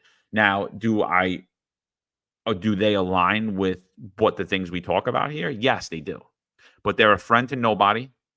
They mentor no other candidates. They let seats go unchallenged. They don't push back on the actual topics. And again, they were all anti-mandate, every single one of them. Yet they were all out at restaurants showing their cards. They've done very little for people who are currently homeless in all parts of the country that were law-abiding New York City workers because they didn't adhere to Eric Adams' illegal edict. So I'm no fan of them, but let's continue with the article. Brooklyn DA's office. No. Our office is generally unaware of defendants' immigration status, and we don't contact ICE after pleas. Devon Bonilla, who has no known address, now faces up to 7 years in the earlier cases for violating the terms of his deal with his new arrest, the rep said. He and another migrant were arrested and charged with a litany of crimes stemming from the alleged Sunday morning rape near Surf Avenue and West 16th Street. Cops and sources say Devon Bonilla grabbed a 46-year-old woman, threw her to the ground, raped her as he held a knife to her throat. Excuse me. The victim told cops she had been living under the boardwalk with her boyfriend for 2 weeks. Devon Bonilla's alleged accomplice, Livando Moreno, 37 of Mexico, smashed the woman's 34-year-old boyfriend with a pipe when he tried to stop the vicious assault. Authorities charged Devon Bonilla with first-degree rape, second-degree assault, first-degree sexual abuse, menacing, and criminal possession of a weapon, the sources added. He pleaded not guilty to the charges during a late-night arraignment at Brooklyn Criminal Court on Monday. A judge ordered him held without bail in court on Friday. Here's this piece of garbage. The other piece of garbage, Moreno. Looks like he's about 80, but he's 37. City Councilman Bob, I hold the water for Eric Adams, a Queens Democrat, said Devon Bonilla's alleged foul act was the direct result of City Hall's refusal to act and work with ICE to keep our community safe, leaving us vulnerable to those who should have been deported. Instead of being turned over to ICE after being arrested, convicted, and sentenced, the sicko was released back onto our streets, only to commit the same vile sexual assault again, Holden told the Post, adding that his proposed bill reversing the Big Apple sanctuary city laws was dead on arrival in City Council. We have already enough criminals in this city. Why should we be continuing to import more? The councilman said. The madness in this city must end. At a press conference, Adams called the situation really problematic. This is the challenge that we're facing, the mayor said. The overwhelming number of illegal immigrants in this city that are here, they're trying to do the right thing as they can take their next step onto the journey. But you have to have the small number that's problematic. And now I take issue with even the statement that Eric Adams makes, and I hear it consistently from conservatives. Oh, the overwhelming majority are great people. What are the numbers? Tell me, how many people have committed crimes? How many people have came here to pursue a better life? Do you not know the numbers? Are you not elected to New York City seats? Bob Holden, your bill was dead on arrival. What have you done to advocate about it? What have you done to let the public know other than this quote in the Post? Absolutely nothing. What has Eric Adams done to reverse this? Absolutely nothing, but he does a lot to point to it. First of all, I hate the fact that in that article, when you read out about Bonilla, it refers to Bonilla as a migrant. I hate the fact that they refer to Bonilla as a migrant. He is an illegal alien. That's the bottom line. He committed a crime to get this country, and he also committed crimes that he perpetuated in his own country. He's a sick individual that should not be here. But yet, at the same token, we talk about margin of error when it comes to policing. But where's the margin of error here? The margin of error is way too far. We're going to sacrifice the residents of New York City, the actual American citizens that are obliged by the U.S. Constitution. We're going to put them at risk because the overwhelming majority of these people are actually good. That may be so. Maybe, and we don't even know what the data is, the numbers are. But if the overwhelming majority are good, they come through this country properly. You will be vetted, and you can have the American life and the American dream. But to say that, and yet we have so many illegal aliens, males, military-age males, sick cretins, thugs that are thugs in their own countries, and they're felons here that are committing some of the most heinous crimes. We heard about a 13-year-old girl getting raped in a park. This woman is raped under the boardwalk. We have other sick, heinous crimes that are happening. It's just not worth it to have these because the overwhelming majority are good. I don't care if the overwhelming majority are good. If they cross this border illegally, they committed a crime to get here. And with that, we're allowing males that are unvetted already with sick individuals committing crime. And zebras do not change their stripes. Because of this bail reform, these illegal aliens that already committed crime to get here commit their crimes. They're out on the streets and they do it again. And it only leads to more violent crime. But yet the police department has all this information. They have 80-some-odd patterns of scooter robberies that are going on that emanate from illegal aliens. And they have all this information, and they cannot release it to communicate with their federal partners, unlike how Tariq Shepard, the Deputy Commissioner of Public Information, gaslights the public and says that we're communicating with federal partners, which they are not. Because ultimately, it comes down to what John and I have been telling you, that Mayor Eric Adams is actually the police commissioner. He's the one that runs the police department because the police department is politically driven by the New York City mayor. So that's what it comes down to. It's no longer apolitical. The police department is politically appointed. That's why I said, if you or I were commissioner, they would throw us out because we would stand up and say, I don't care, this is a sanctuary city. We're going to violate those laws because it keeps the public safe. I'm telling you right now, this person we just arrested, and we would say it so loud, we would say it publicly so ICE knows, this person that was arrested is an illegal alien. They crossed to this border illegally. They're a pedophile. They're a rapist, and they need to go. And we would make sure that ICE is aware and actually communicate them. Unlike what you hear from Eric Adams, we don't know what he's for or against, but I can tell you what, he sure is for democratic socialist ideology. 100%. And Danny, I gotta disagree with you again, man. I like Bob Holden. I think I align with him somewhat, but he holds the water for the New York City mayor. Whenever it comes down to push comes to shove, he's promoting the mayor. He's saying how great the mayor is, how the mayor doesn't support this. Oh, if the mayor only knew that there were firefighters homeless across this country and cops that were homeless across this country, if he only knew, he would reverse this. If he only knew all the harm he did by removing people out of their careers, stripping them of their ability to earn money, putting a target on their back because they're labeled as terminated from the New York City Police Department or the fire department, which basically says you'll never get another job again. If he only knew the consequences of that, then he would restore people. So, you know, I got to say, Bob Holden, Joe Borelli, Vicky Palladino, Joanne Ariola, Ina Vernikov, who else is in the Common Sense Caucus? Whoever you are, wherever you are out there, whoever you are out there, you hold the water for Eric Adams. You don't go hard enough. I'm sorry. And I know they can't get anything passed in the city council. I'm not saying that they can.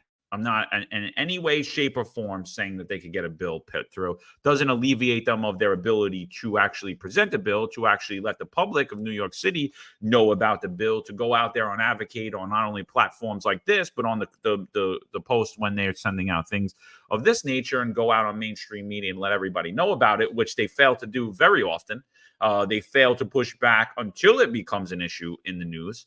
And Danny says he slammed the mayor on the charter revision. I think you got it wrong. I don't agree. I didn't see it. If I saw it, please send it to me. Send it to me in a DM. I did absolutely not see that. And I'm not just talking about him. I'm talking about all of them. And I think that's the main problem in New York City. Eric, all in all, I want to move on to one more topic, and then we'll get out of here. We're going for a while now, but all in all, we went back in time. We went to 2014. We saw how the sanctuary city policy of not cooperating with ICE got put into place. We saw Eric Adams further push for it. At this point, in your opinion, what needs to be done? Clearly, exactly what I said. Mayor Eric Adams needs to stand up and tell the public that, you know what? We were a sanctuary city, and this is the ideology that we had. And we realized at this point that we have to change our position. And that's what true leaders do. We have to change our position. We're at a point where it's out of control. It's become cumbersome. It's become problematic for the New York City resident. And from now on, we're going to communicate with ICE. Anyone that is arrested for any crime, and I say at this point, any crime, we cannot be selective in what the crime is because we don't know what crimes they committed before because they're unvetted. Any crime committed, not a violation, any committed crime, any crime that was committed by by someone in New York City, we will determine their immigration status. And if they're an illegal alien, that information will be provided to ICE, and we will start to actually communicate. And there should be an actual ICE liaison from the New York City Police Department. We give all these illustrious gigs and different jobs to people that don't mean anything, but we should actually have, and maybe after this podcast, maybe it will come out, John, there should be the deputy commissioner of ICE public relations. There should be someone that communicates with the police department and ICE. We should actually start and formulate a database because the police department has this information. I'm sure they have some type of secret Squirrel Society database, but there needs to be a liaison that coordinates that information back and forth, that communicates with ICE. And unlike Police Commissioner Ed Caban traveled to Qatar, maybe that liaison could travel to D.C. and do some work with Congress and communicate with ICE. We need a liaison, and we need to do it immediately and do it now. And if Eric Adams actually cared about New York City and the prosperity of it, and maybe because he wants to get elected a second time after listen to this podcast, maybe he'll implement that position. 100%. I mean, I'm going to go one further. I'm going to say this all falls on Eric Adams. Dan, you're 100% right. The mayor could do an executive order, and that's what I've been saying since day one. I also been saying that New York City sanctuary city policy does not apply to people who are not New York City residents. And it 100% doesn't apply to the rest of the world. Again, another law that Eric Adams hides behind when he doesn't even, he's purposely misinterpreting the law so that it needs to go before court so that his friends can continue to get crumbs, in my opinion. That's what my opinion is on the entire thing, is that this is all a money grab. This is all a money grab for corrupt elected officials and their friends, as well as it vote for more congressional seats, right? We're looking for more votes, more congressional seats, 100%. I mean, anybody could sit here and see this. So at the end of the day, Eric Adams is solely to blame. Solely to blame. He's to blame. But you know who else is to blame? We have state assemblymen. We have state senators. We have congressmen and women who are sitting in office currently complaining about sanctuary city status, and they're doing absolutely nothing to protect the New York City taxpayer. They're doing absolutely nothing to protect the New York taxpayer. Well, what they could do is call out exactly what the sanctuary city law is. It's illegal. It's federally illegal. It violates our federal immigration policies. All of the stuff that we read going back to 2014 and going through Eric Adams' tweets, it's federally, it's against the law. It's absolutely against federal immigration law. You are not allowed to transport illegal immigrants. You are not allowed to house and clothe and feed illegal immigrants. You are not allowed to shelter them or hide them from law enforcement. These people are all violating their oaths. So you Republicans in Congress, Nicole Maliotakis, State Assembly Mike Riley, and State Assembly Mike Tanusis, you people. Who's the other one? Who's the kid that was on the job? 7'5". D'Esposito. Congressman D'Esposito, Lawler. You are also holding the water for progressives. You're holding the water for these globalist progressive movement because you're not telling your constituents what's going on, and you're not acknowledging the problem. The law in itself is illegal. There is absolutely no reason the mayor needs to abide by it. 100% he could do an executive order, and we could get rid of it, and nobody's asking him at what point he supported it and why till today. Why till today the policy of New York City is the borders shall remain open. That comes out of New York City Mayor Eric Adams' mouth. Until today, he believes the borders should remain open. So I blame it solely on him and everyone else who making excuses for him. Yeah, that's why I say, listen, you got to vote better. And I think it's important you just mentioned the state assemblyman. Speaking of state assemblyman, vote Tom Sullivan. That's what I say. 100%. Tom Sullivan, Assembly District 23. If you don't live there, call your friends who do.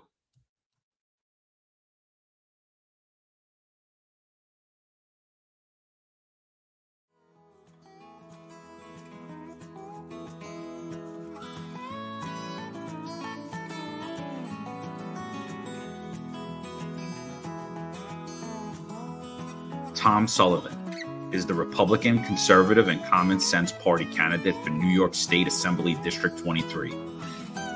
Tom is a financial professional who served simultaneously in the United States Army Reserve for 30 years and has now retired. His district covers Ozone Park, Lindenwold, Howard Beach, Broad Channel, and the Rockaway Peninsula. Come November, I would empower our law enforcement agencies to go out there and do their job and not put them or their families or their pensions at risk for doing their jobs. We need drastic change in Albany so that we have a say in this matter, and they realize people of New York State will hold them accountable. The Sullivan family has a legacy of service. Tom served for 30 years, protecting and defending the rights of others. Come this November, he has earned your support. This advertisement's paid for by the Friends of Tom Sullivan.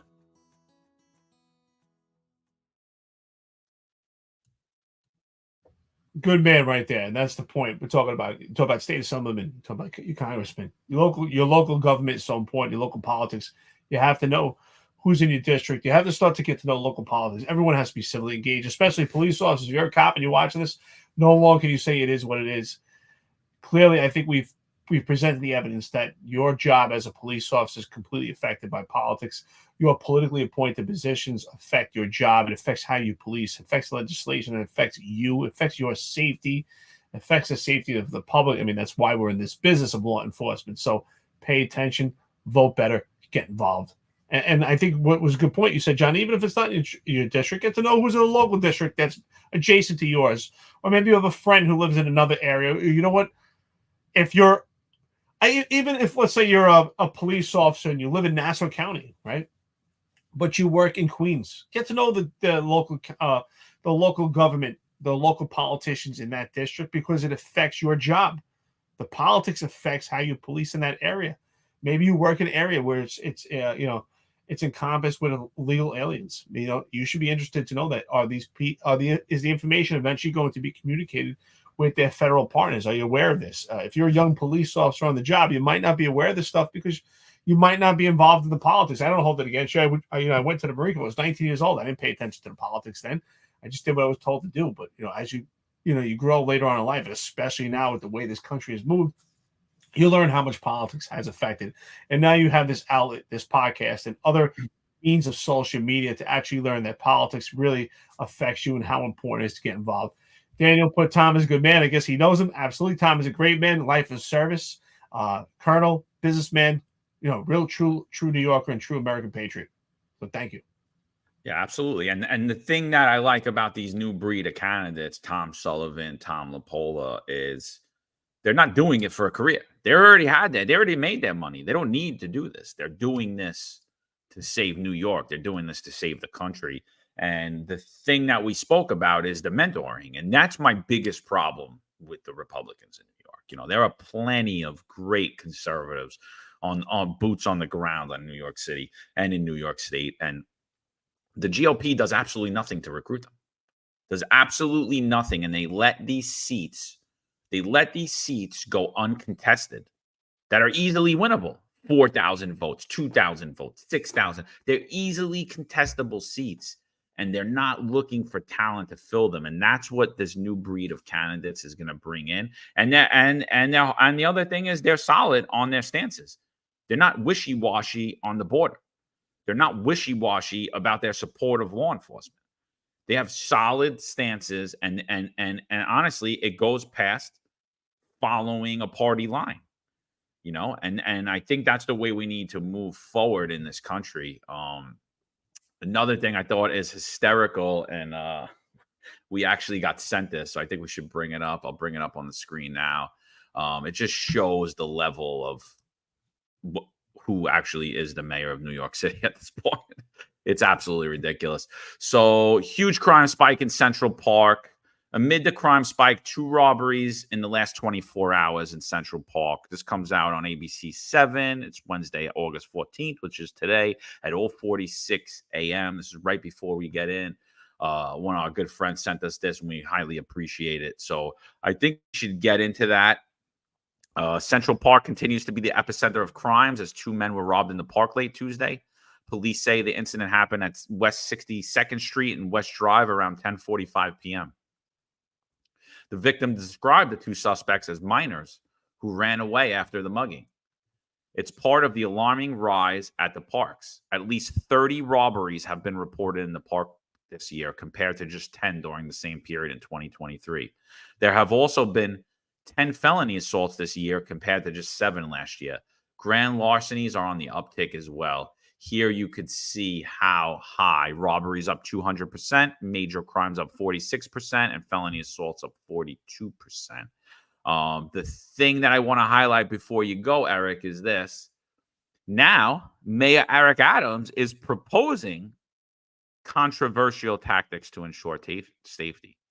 He said the police department could consider looking into drones to help monitor the area. It's such a vast, large area. I think we could do a better job in using drones to police the area from the sky.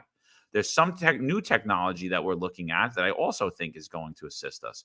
We're going to roll it out when it's time to do so, he said during a news conference. So apparently Eric Adams is not aware of the drone as a first responder program that currently is taking place in Central Park.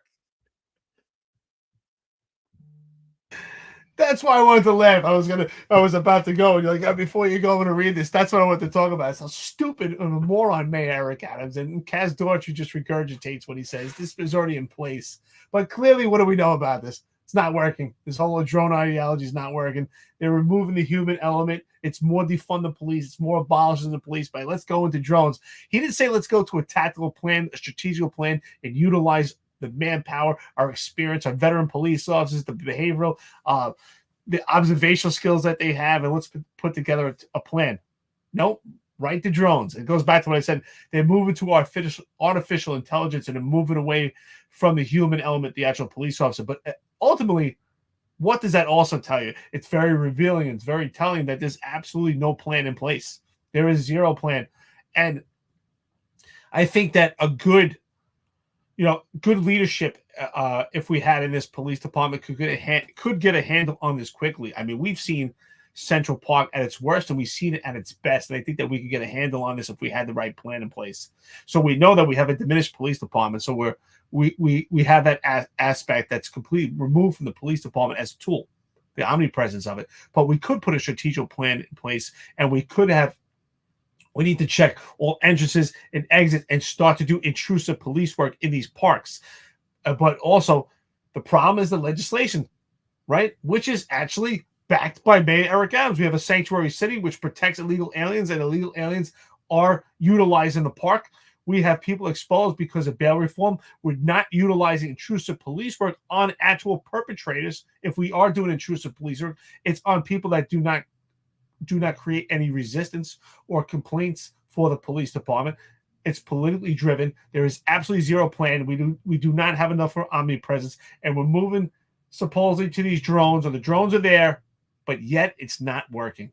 There is zero plan. That's what it comes down to. So, and here's also the question: who's providing the misinformation? Is it this podcast, or is it this administration? Because we hear crime is down, and clearly these numbers are in complete polarizing opposition of the information that we get from this administration. Just an outright lie.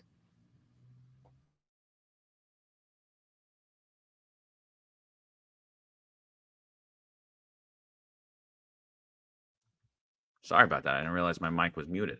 So yeah, 100%, dude. All you don't need drones, you don't need cameras, you need one sergeant, 5 cops out there in plainclothes, enforce of minor crimes throughout the park at the times when these crimes are the highest, and you place them out there, and guess what? People will once again realize that the NYPD polices Central Park. Wait a minute, John. Is that new technology? Is that a new idea? I never heard of that. It's a great idea. It's called broken windows theory. Oh, okay. Okay. It's this new revolutionary technology. Just give me a couple of street kids from New York City, and we're good. I'll put them out there in plain clothes. They'll go out there and police. And once again, the other kids that are younger that are out there committing crime on New York City streets will say, you know what? Let's not go into that park because those guys are there. And that's what you need to do. Putting drones there, and I think, is Frankie saying what I think he's saying? Yeah, drones can observe a crime and conduct surveillances. However, it does not stop the crime in progress. Manpower, 100%, Frankie. You nailed it. That's exactly what it is. Cameras are great after the crime has happened. Surveillance is great after the crime has happened, but it ain't going to stop it from happening. And even all these kids are wearing masks anyway. Half the time they're wearing masks anyway. You're not going to pick them up. You're not going to know who they are. But you know what they're going to do? They're going to be scared of a bunch of dudes rolling around Central Park looking to lock up people who are robbing people. And when they know that there's another force out there who's working directly against them, this stuff goes away. But unfortunately, Eric Adams is talking about this new technology that's actually already deployed in Central Park, the drone as a first responder program. And we had Marlon Bethel on here yesterday, and he spoke about it. The majority of the time, the drones are going to be on the charger because at most they can be used for 45 minutes. Everyone that was a cop here that's listening to this, you know as well as I do, if there was a robbery that happened that we missed, that because of some reason we didn't stop it because we policed a minor crime earlier and scared them out of the park, if there was a short-term investigation could take well over 45 minutes. Short-term investigation could last 2 to 3 hours before we actually could speak to everyone and identify the suspects and actually get them. So, drone is not effective to conduct a short-term investigation. No, Frankie's absolutely right. The ideology that we have from Mayor Eric Adams, what he's telling you is that reactionary policing is the plan. Reactionary policing is great for investigations and for follow-up purposes, show a crime happen and not intercept it. But what John's talking about, which is a great idea, I think I'm actually, now that I'm thinking about it, I think I heard of that before. I think that's done by those anti-crime guys. You know those bad guys that would run around in plain clothes? We did that. Those bad guys that run around in plain clothes that really that hurt the communities because we stop, question, and possibly frisk potential perpetrators that would commit crimes like this. Those are the bad guys. That's what I want. I want those masculine men running around like we did in plain clothes. That's the solution. We need to bring back common sense because those bad guys, those boots on the ground in plain clothes would prevent crimes like this. So the ideology of these drones, it's great for follow-up purposes, for canvassing, another additive tool. I talked about this yesterday on a podcast. Tools, extra resources are great, but they're supplemental. A drone is not the answer. It's supplemental to the human element. You cannot replace the boots on the ground. We need, that's right, Ron Lady said, good morning. He said, you're the boogeyman. That's right. We need the boogeyman. We need other boogeymen like myself, like you, John, with your boots on the ground in plain clothes that people are like, psst, those guys are out today. I'm not committing a crime. And they tell other people and they pass the information. It's like telephone.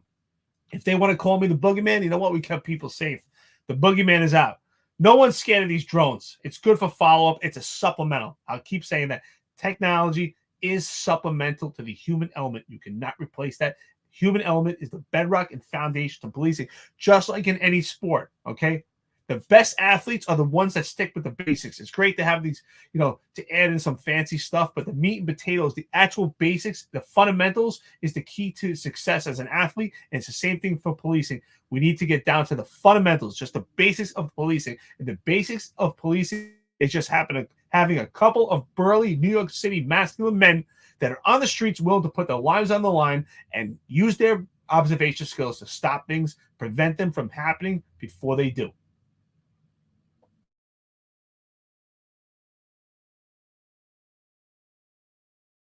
I don't know why I keep muting myself, but I do. Last thing before we get out of here. I think this is something we should talk about. I just saw this morning. Raw's alert at Raw's alert.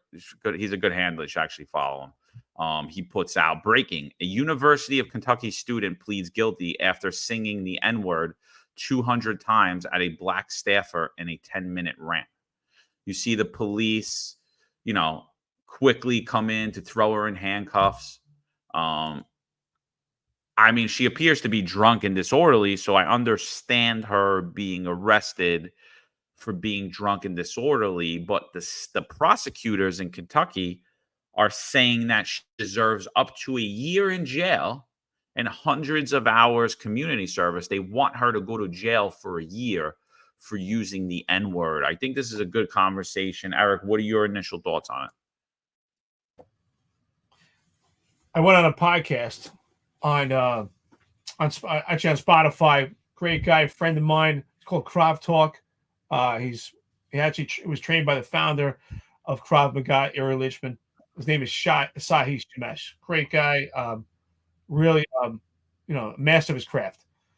But he also does a podcast called Krav Talk. Check it out on Spotify. And we talked about the difference between hate speech and the freedom of speech. And John, you and I both agree. I said, he's not going to like what I like to say when it comes to that. But, There is no hate speech. Hate speech is protected under of First Amendment, your freedom of speech. I don't agree with it. I think it's disgusting. It's vile. You know, I'm Jewish. I've been called a kike. I've been called all kinds of derogatory things. But at the same token, I don't think it should be a crime if someone calls me these things. If you threaten someone, there's a difference. You threaten violence.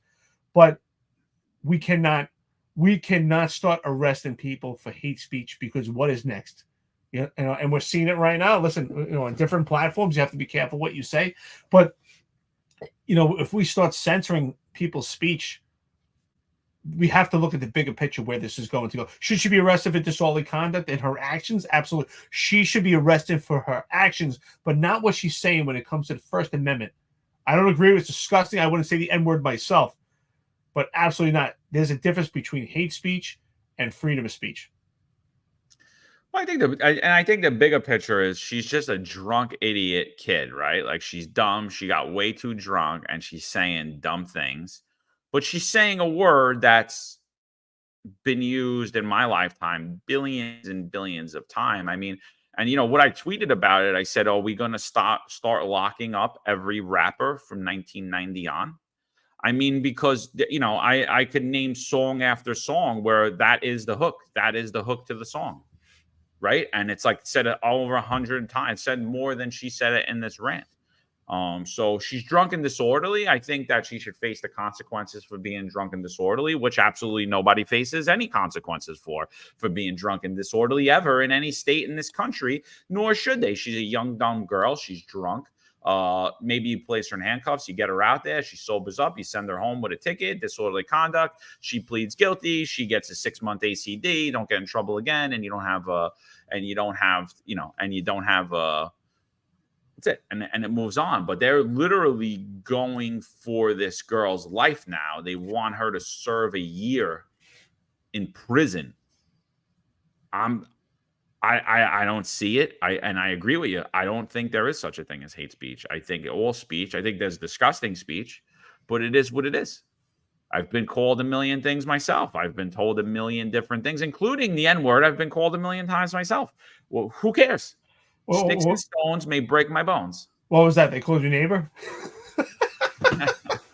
But yeah, no, I mean, and that's what and that's, you know, it's literally she is, and Marlon says exactly, she should have just said she was repeating a rap verse, which honestly, this is why the word remains in the public today. This is why the word remains relevant in mainstream in America, because turn on Hot 97. They don't even black it out anymore. They don't even black the word out anymore. They just blare it. I mean, you know, it's unreal. Listen, the girl's a young, dumb girl. She got way too drunk. You know, big up on these girls for not beating her up, because they noticed that she was intoxicated. They're trying to save her.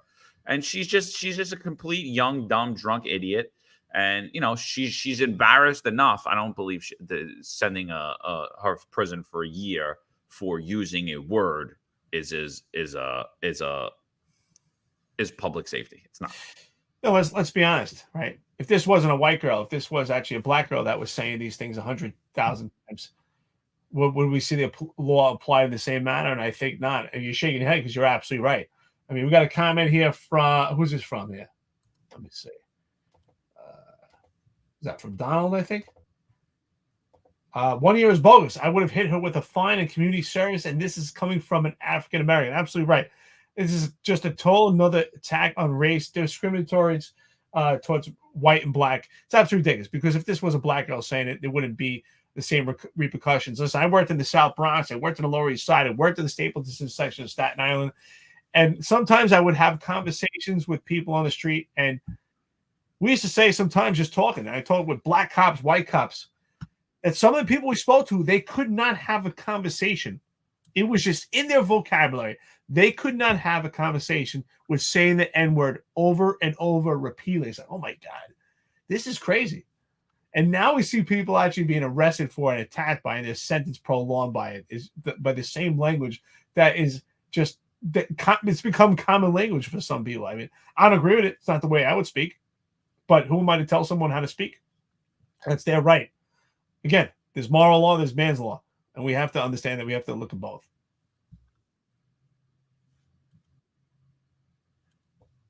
Well, I'm always going to push back on you with that one. I always say there's moral law and there's God's law.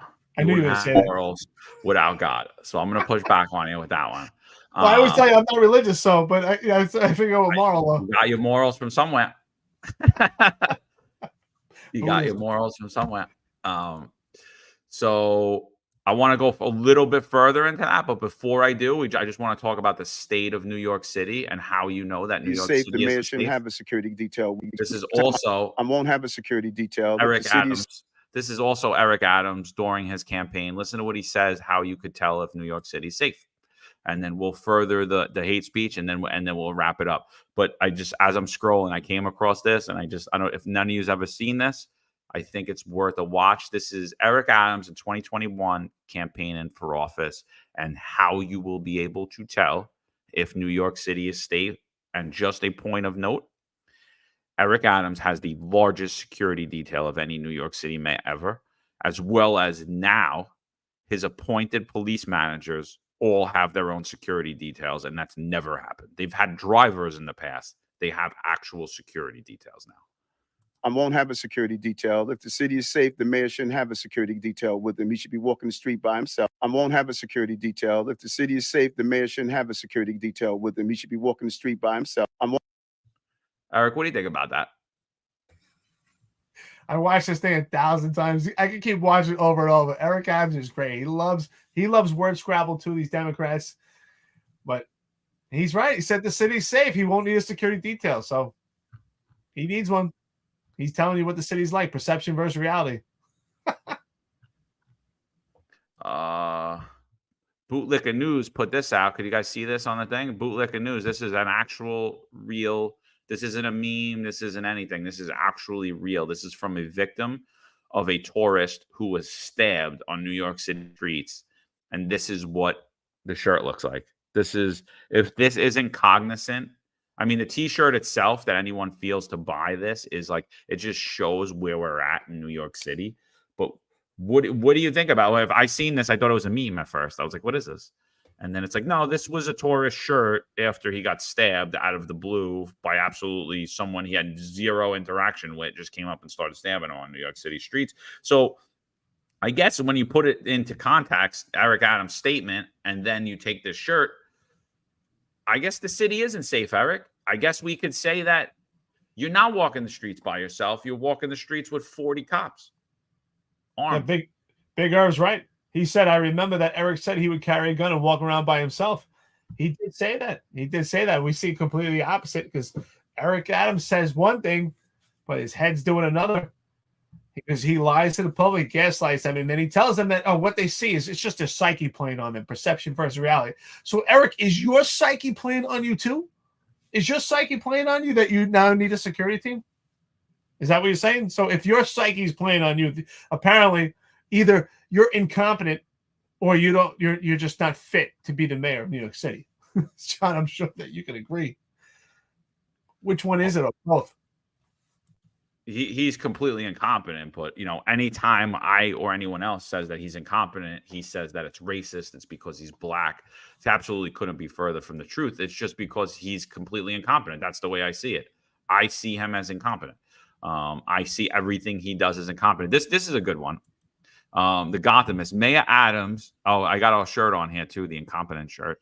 And here, but Mayor Eric Adams says can't say if Rikers has a culture of sexual abuse, despite 700 plus lawsuits for sexual abuse in Rikers Island. Doesn't have a culture of it. There's not a problem. Everything's fine.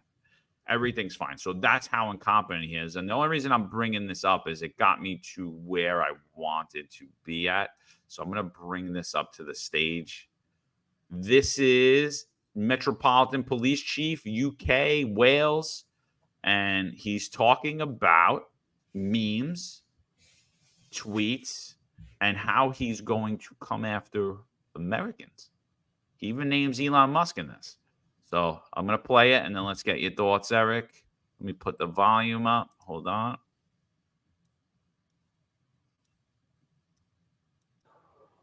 We will throw the full force of the law at people. And whether you're in this country committing crimes on the streets or committing crimes from further afield online, we will come after you. Talk to me about that, because we have seen some high-profile figures whipping up the hatred. You talked about it in there with the officers, in fact, about this being added to by online commentary. I mean, I'm even thinking of the likes of Elon Musk getting involved. What are you considering when it comes to dealing with people who are whipping up this kind of behaviour from behind a keyboard, maybe in a different country? Being a keyboard warrior does not make you safe from the law. You can be guilty of offences of incitement, of stirring up racial hatred. There are numerous terrorist offences regarding the sort of publishing of material. All of those offences are in play if people are provoking hatred and violence on the streets, and we will come after those individuals just as we will physically confront on the streets the thugs and the obs who are causing the problems for communities. What do you think about that, Eric? Well, I think that if you could put Kaz Daughtry's face on exactly what they're talking about when it comes to this podcast. That's exactly what they're thinking. They would love to imprison you and I, John, for giving our opinion. But this is, this is completely an attack on speech, and it's all part of this globalist ideal and this new world order pushing this woke ideology throughout the entire world. And where is it being matriculated and forced out of? From the police departments, right? From the police departments throughout this entire world. Marlon, again, I'm going to say thank you, brother. I know you watch this. You were on with us yesterday helping out. It's this globalist ideology. It's an attack on speech, and it's forcing people to be in a position of Marxist ideology. This is huge. This is problematic. Everyone has to pay attention to what's going on here. What's going on here in UK, Wales is scary. This is really scary attack on speech. What is next? Is start putting people in encampments for what you say? We don't know where this is going to go. And he said it, keyboard warrior. What does that mean? They're monitoring people all over the world, not just in their own country. And everyone is a target. I mean, it's completely laughable to me. Here's another weak chief token paleface, pointed political manager. It's like, it's completely laughable to me, because what do you see in the background of the story? You see about the UK riots, right? Right now, as we speak, there are riots going on in the United Kingdom. Streets are being blocked, cars are being lit on fire, people are being assaulted. This is all going on, and this man can't get that under control. So he's going to come and police Twitter. He's going to come and police you on Instagram. He's going to lock you up for memes, for your speech. I think he forgot a pivotal time in history, which is 1776, though, my friend, because we are no longer under the rule of the king. This is America. We'll tweet, make memes, do whatever we want. However, unfortunately, as much as we talk about local politics, I'm going to go to national politics now. It's very important that you have a man like Donald Trump as the president of the United States. You know why? Because if you have somebody weak in there, weak on foreign policy like Robert F. Kennedy, or just all-out weak or an all-out globalist like Kamala Harris, you will 100% be extradited for making a meme to the UK. Your rights as an American citizen will not be granted to you, and they will fly you overseas for you to sit in jail for making a meme. So that's where I'm going to say it's completely laughable, but it's scary and it's dangerous at the same time, because what am Kim saying, and what's the theme we consistently see here? The talk starts, and 10 years later, between all the legislation, it starts to happen. You start to see people get thrown in jail. We actually have a person in America serving 10 years now for making a meme where they said he was involved in election interference because he made a fake voting thing or something like that. So it's actually starting here as we speak. And it's just laughable to me. It's laughable when this is as laughable to me as when I hear Democrats talk about how they're going to fix the climate when they can't balance a budget. You're going to fix Mother Nature, but you can't balance a budget. This guy is going to police Twitter and your words, and he's going to make everyone nice and everyone feel good, but his country's on fire. You got to laugh at this stuff. It's funny, right? Because Democratic Marxist Socialist, it's going to come a time where maybe this idiot here, Mickey Murphy, just put, I got to laugh. What a D-bag. Exactly. This D-bag comes after you, you're an American citizen and you're a democratic socialist with socialist Marxist ideology, and you said something inappropriate, but UK wants to come after you, and and at this point you're saying, thank God Donald Trump is the president, because Donald Trump is actually the only one that's going to stand in your place, because exactly what John said. You think it's going to be Tim Walz, Kamala Harris? You think these two are going to stand up for you? Absolutely not. So if you don't think that your votes are important, local level, national level, you better think now. Look at what's going on in the entire world. And if anybody's asleep, if you don't pay attention to politics, you're not paying attention at all. Ron Lason's right. Hate speech by most definitions must incite violence, not just saying a derogatory word. Democrats use this term for anyone going against their ideology. Absolutely right. Hate speech falls under First Amendment speech. You don't have to like it. I don't like it either. If you don't like it, turn it off. Don't listen to it. There's a difference between hate speech and inciting violence. We have to recognize the difference. And again, look at the big picture. If they're going to attack you for being a keyboard warrior, what is next? What is next? You know, I mean, even in the police department, in the disciplinary matrix, they have a charge of hate speech. You can actually be terminated. And John and I spoke about this almost 2 years ago.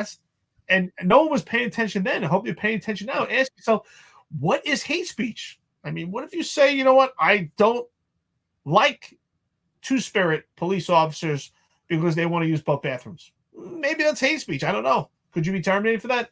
Who knows where this could go? Pay attention. No, I agree 100% with you, Eric. There is a huge difference between hate speech and inciting violence. Huge difference. And they're two different ends of the spectrum. Everything we said here today, every word we used, the entire thing of this podcast, everyone that commented on here today, you could be deemed guilty of hate speech, because hate speech is not defined. So hate speech is just defined by the people in charge, right? So we could say, oh, you don't support sanctuary city laws. Hate speech. Oh, you're police. Hate speech. Oh, you like the color yellow when you're wearing a Jimi Hendrix shirt. Hate speech, right? I made somebody feel uncomfortable. Words make people feel uncomfortable.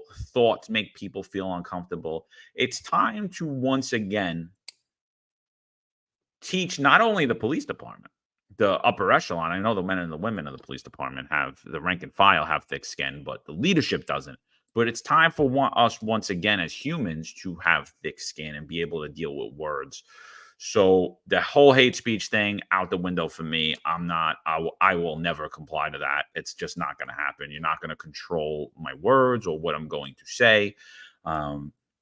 And that's just, it's just, we're really losing our way as a society. You know, I had this argument with someone at work, and it was funny. It was a Puerto Rican guy, but he had red hair and real light skin. Real, like, you know, he couldn't even be out in the sun.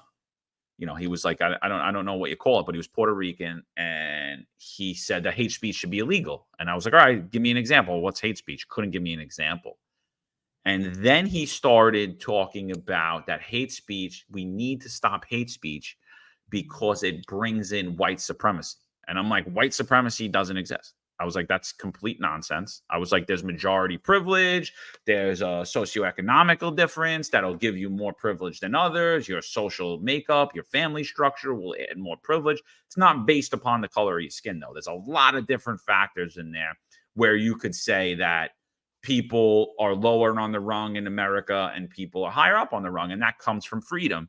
And he said, no, white supremacy exists. I said, okay, so white supremacy exists. I said, so you have more privilege than I do, and I'm a victim. And he was like, what are you talking about? I'm Puerto Rican. I was like, yeah, but you didn't say that. You said white supremacy. So you're white. I'm brown.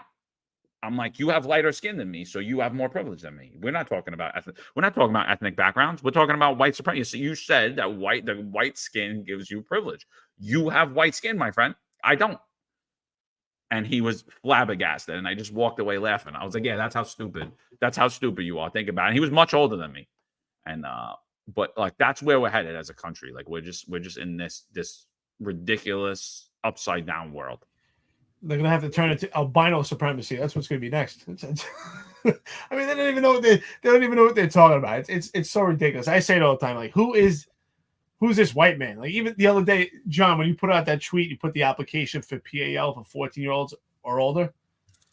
And I really went through it. That's why I went through line by line. First of all, trying to figure out, like, I mean, I feel like a little kid. I'm like, I thought I knew what pansexual is, but I had to look it up. Like, oh, okay, I guess I was wrong. And I learned about pansexual. I didn't know there's a difference between gay and queer. Apparently, there's a difference. I didn't even know. I thought gay is queer. I thought queer is gay. I thought they're interchangeable. But I also saw on it ethnicities, and it said white or Caucasian. And I thought white and Caucasian was the same thing. I mean, this is all new. So why is there a difference between white and Caucasian? Who is this? Who are these crazy white people that they're talking about? John, are you white? Am I white? Are we non-white? Like, who's white? Who's white? Honestly, like, what's a purebred white person? Where are they from? What do they look like? What's their ancestors? I've been asking it forever. You know, during Sandy, I had to go fill out an application with the police department, and I checked other, and the sergeant at the desk goes to me, "You're white," and I was like, "Really?" I was like, "Who's a white person?" I was like, "Am I?" I was like, "I don't feel white." I said, "I used to check the Italian box. You know, I think I'm Mediterranean, so I'm going to check other." And he's like, "No, white." And I was like, "Do you really want to have this argument? Because we could do it." And he was like, "Whatever." And he just took the application and he left. And, you know, and I'm like, because I've been saying it for years, dude. It's ridiculous. It's ridiculous. Who is it? Is it the guy who just immigrated from Albania, the guy who just came here from Italy, the guy who came here from Russia, the guy who just came here from India, the guy who came here from South Africa? Is that the evil white man? Who is it? I don't know.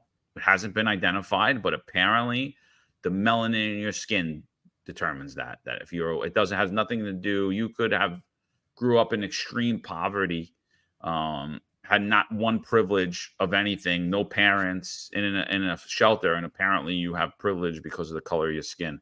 Absolutely ridiculous. So I think those are the things that we've been highlighting on this show for a while.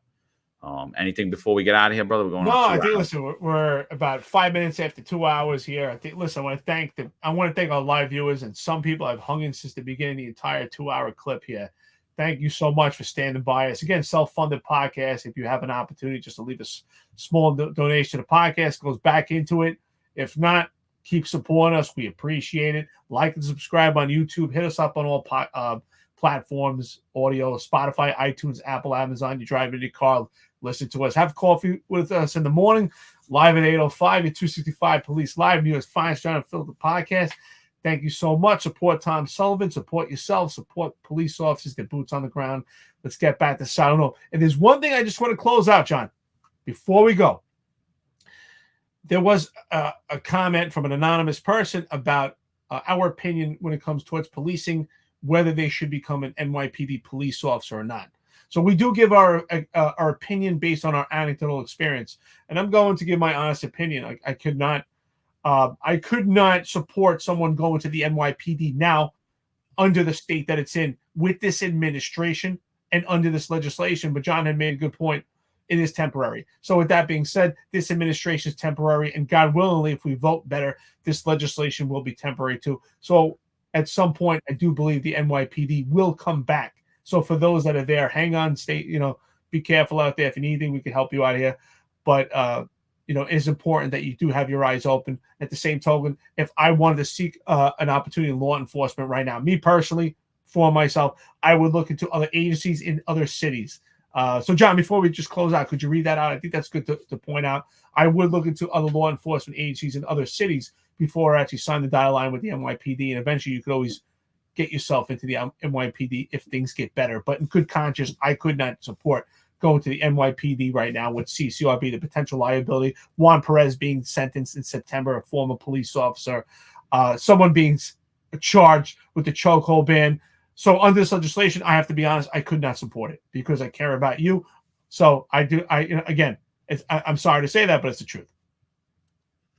So I get these all day. I'm not going to lie. I get it all day. I get it all day from people looking to come on the job. They inbox me, asking me questions. And I always say the same thing. And I'll get into that in a minute. I totally forgot about this. So this comes out. This happened. This comes out on Reddit, and I'm not on Reddit. I don't think you are, Eric. I don't really know anything about Reddit, but we got sent this a bunch of times. Same here. So there's some thread out there with a bunch of candidates that like the NYPD candidates, and they talk about it's like new guys and candidates. So I guess they're not on the rant. They're going on here to like have this discussion. So we got sent this. So I took the most recent exam and got 94%, including 5% for residency.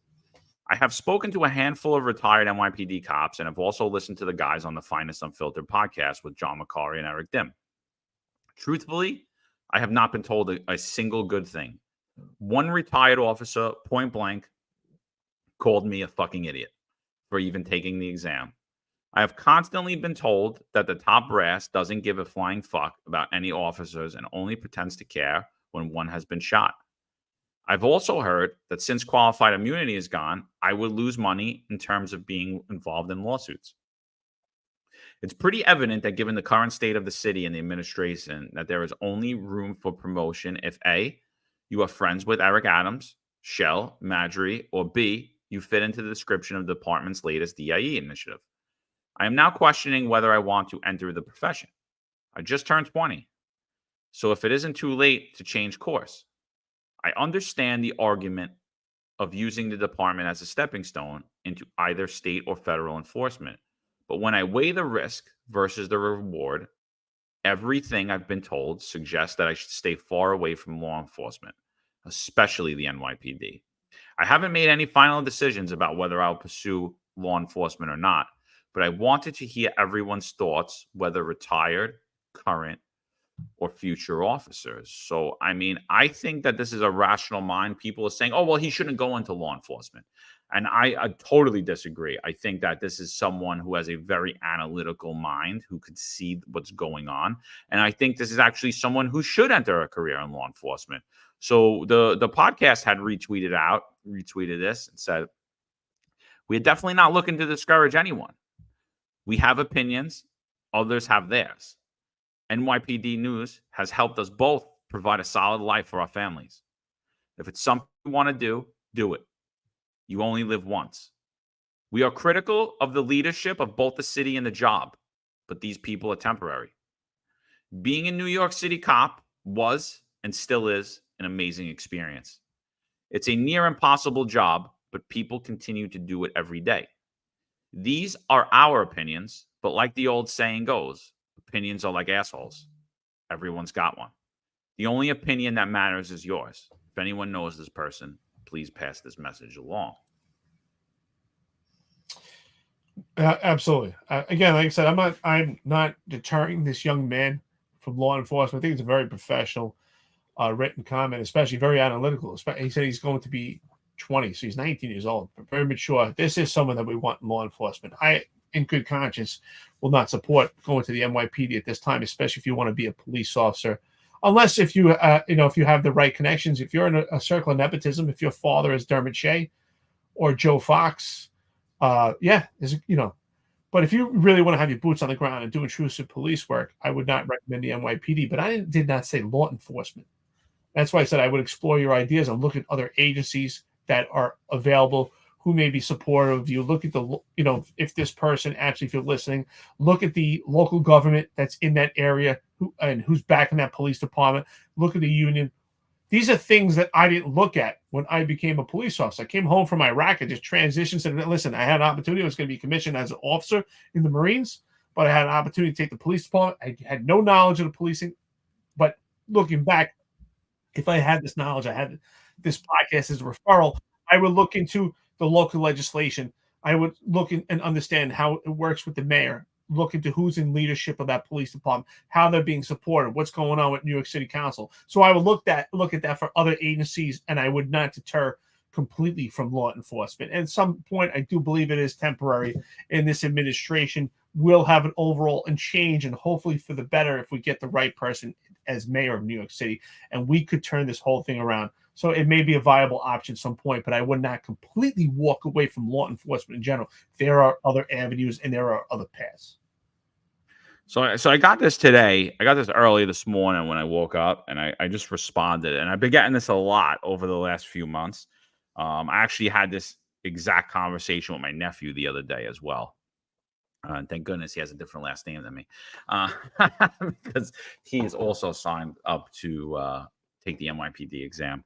So, the kid had he's about to graduate from John Jay with a criminal justice degree, and he feels he's having concerns about joining the NYPD, and he's saying that his criminal justice degree is worthless. So I wrote him this. I said, it's definitely not a useless degree. Most careers don't care what your degree is in, only that you have a degree. So it's a huge accomplishment. Be proud of it. Explore every other option available to you on the outside other than city work, but also apply for every city job. NYPD, FDNY, MTA, Port Authority, sanitation, etc. More than likely, the NYPD is going to call you first. If you got nothing going on, take it. You get 6 months in the academy of getting paid to work out and go to school. Plus, you get city time. So if you do pursue a career further in the city, that'll count. And you still have 6 months to continue to explore your options. If at any point you decide the NYPD is not for you, either wait to get hired by another city agency and your cadet time, or your time will carry over. All your time will carry over. However long you stay will count that retirement if in so fact you take another city job. If you don't take another city job, you got paid for 6 months while you found that job to work out and study. So any questions, feel free to reach out. The future's bright. I'm like, as much as I'm down on the NYPD, and I agree with you, and I told my nephew the same exact thing. I told him two things. I said, one, don't tell anybody you're related to me. I'll let everybody know who you are. I'll let the people that are close to me know who you are. Don't tell anybody that you're related to me whatsoever. He actually never listened to the podcast. I said, you should listen to the podcast to hear the things that we've been talking about. But I told them this same exact thing. Because if at any point things begin to turn, and I do believe that they will, it is, you're right, it's a career. It's not just a job. Unfortunately, what Eric Adams' sole goal is to change policing into just a job, no longer a profession, particularly when it comes to the NYPD.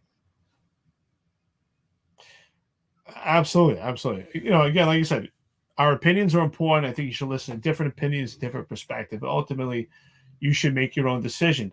And again, right now, also, you can't miss something that you never had. So if someone is brand new at this point, they're going to have their inception with a body camera, and they're going to work under this legislation. So they will not have a comparison to compare to. So with that, it may be even easier for them than it would be for us, because we've seen the other side. So I will, I'm not, my mind is always open, and I understand different perceptions and how things work in life and how generational changes and how it is different for someone to enter policing now than it was for us, because we've seen the grass on the other side. So for someone entering now, it may be in some ways easier than it is for John, because they wouldn't understand how things worked before. They're starting out with the body camera. They're already working on the bail reform. They're already starting out with the diaphragm law. They're starting out with the chokehold ban. So in comparison to how we started before. So for them, if they were going to enter law enforcement, they just have to have their eyes open and understand what you may be facing and understand the potential liability. And I do believe at some point it will turn around. The pendulum will swing. It's just how long is it going to take? And unfortunately, if you are in this environment and you do enter policing, that you do not get snagged under the way. Because I say it, I really believe this. I'm going to stand by this. The day you sign the dotted line to become a New York City police officer or a police officer in any democratic city in this country, and even in some red states, some red cities, depending on where you police, you are closer to jail when you sign that line to become a police officer. So you have to be aware of that. You have to understand that. And with that, Godspeed. Honestly, blessed to anybody that enters this profession. It is a noble profession. I respect you and thank you. See you guys tomorrow. There's a handful of retired officers that don't live in the state that have a lot to say about the dream team, as I like to call it. All of a sudden, they retire and have a master plan on how to fight crime, but nothing to contribute when they were here. They want to come back and be part of the dream team. What can I say? Law enforcement professionals dedicate their lives to serving and protecting our community. But who's protecting their financial futures? That's where Laidlaw Blue comes in. Our wealth management platform is specifically designed for the law enforcement community. Laidlaw Blue is a division within Laidlaw Wealth Management, run by retired New York City detective John McDermott. His status as a retired detective uniquely positions him to establish a deep connection between Laidlaw Blue and the law enforcement community. Our platform is easy to use and provides a range of financial services, including investment management, retirement planning, and insurance solutions. With Laidlaw Blue, you can secure your financial future and provide for your loved ones. Our team of experienced financial advisors understands the unique challenges and opportunities that law enforcement professionals face. We're here to help you navigate the complexities of financial planning and achieve your goals. Laidlaw Blue. Secure your financial future today. Book a meeting using the QR code displayed or call us directly on 888 901 Blue. That's 888 901 Blue.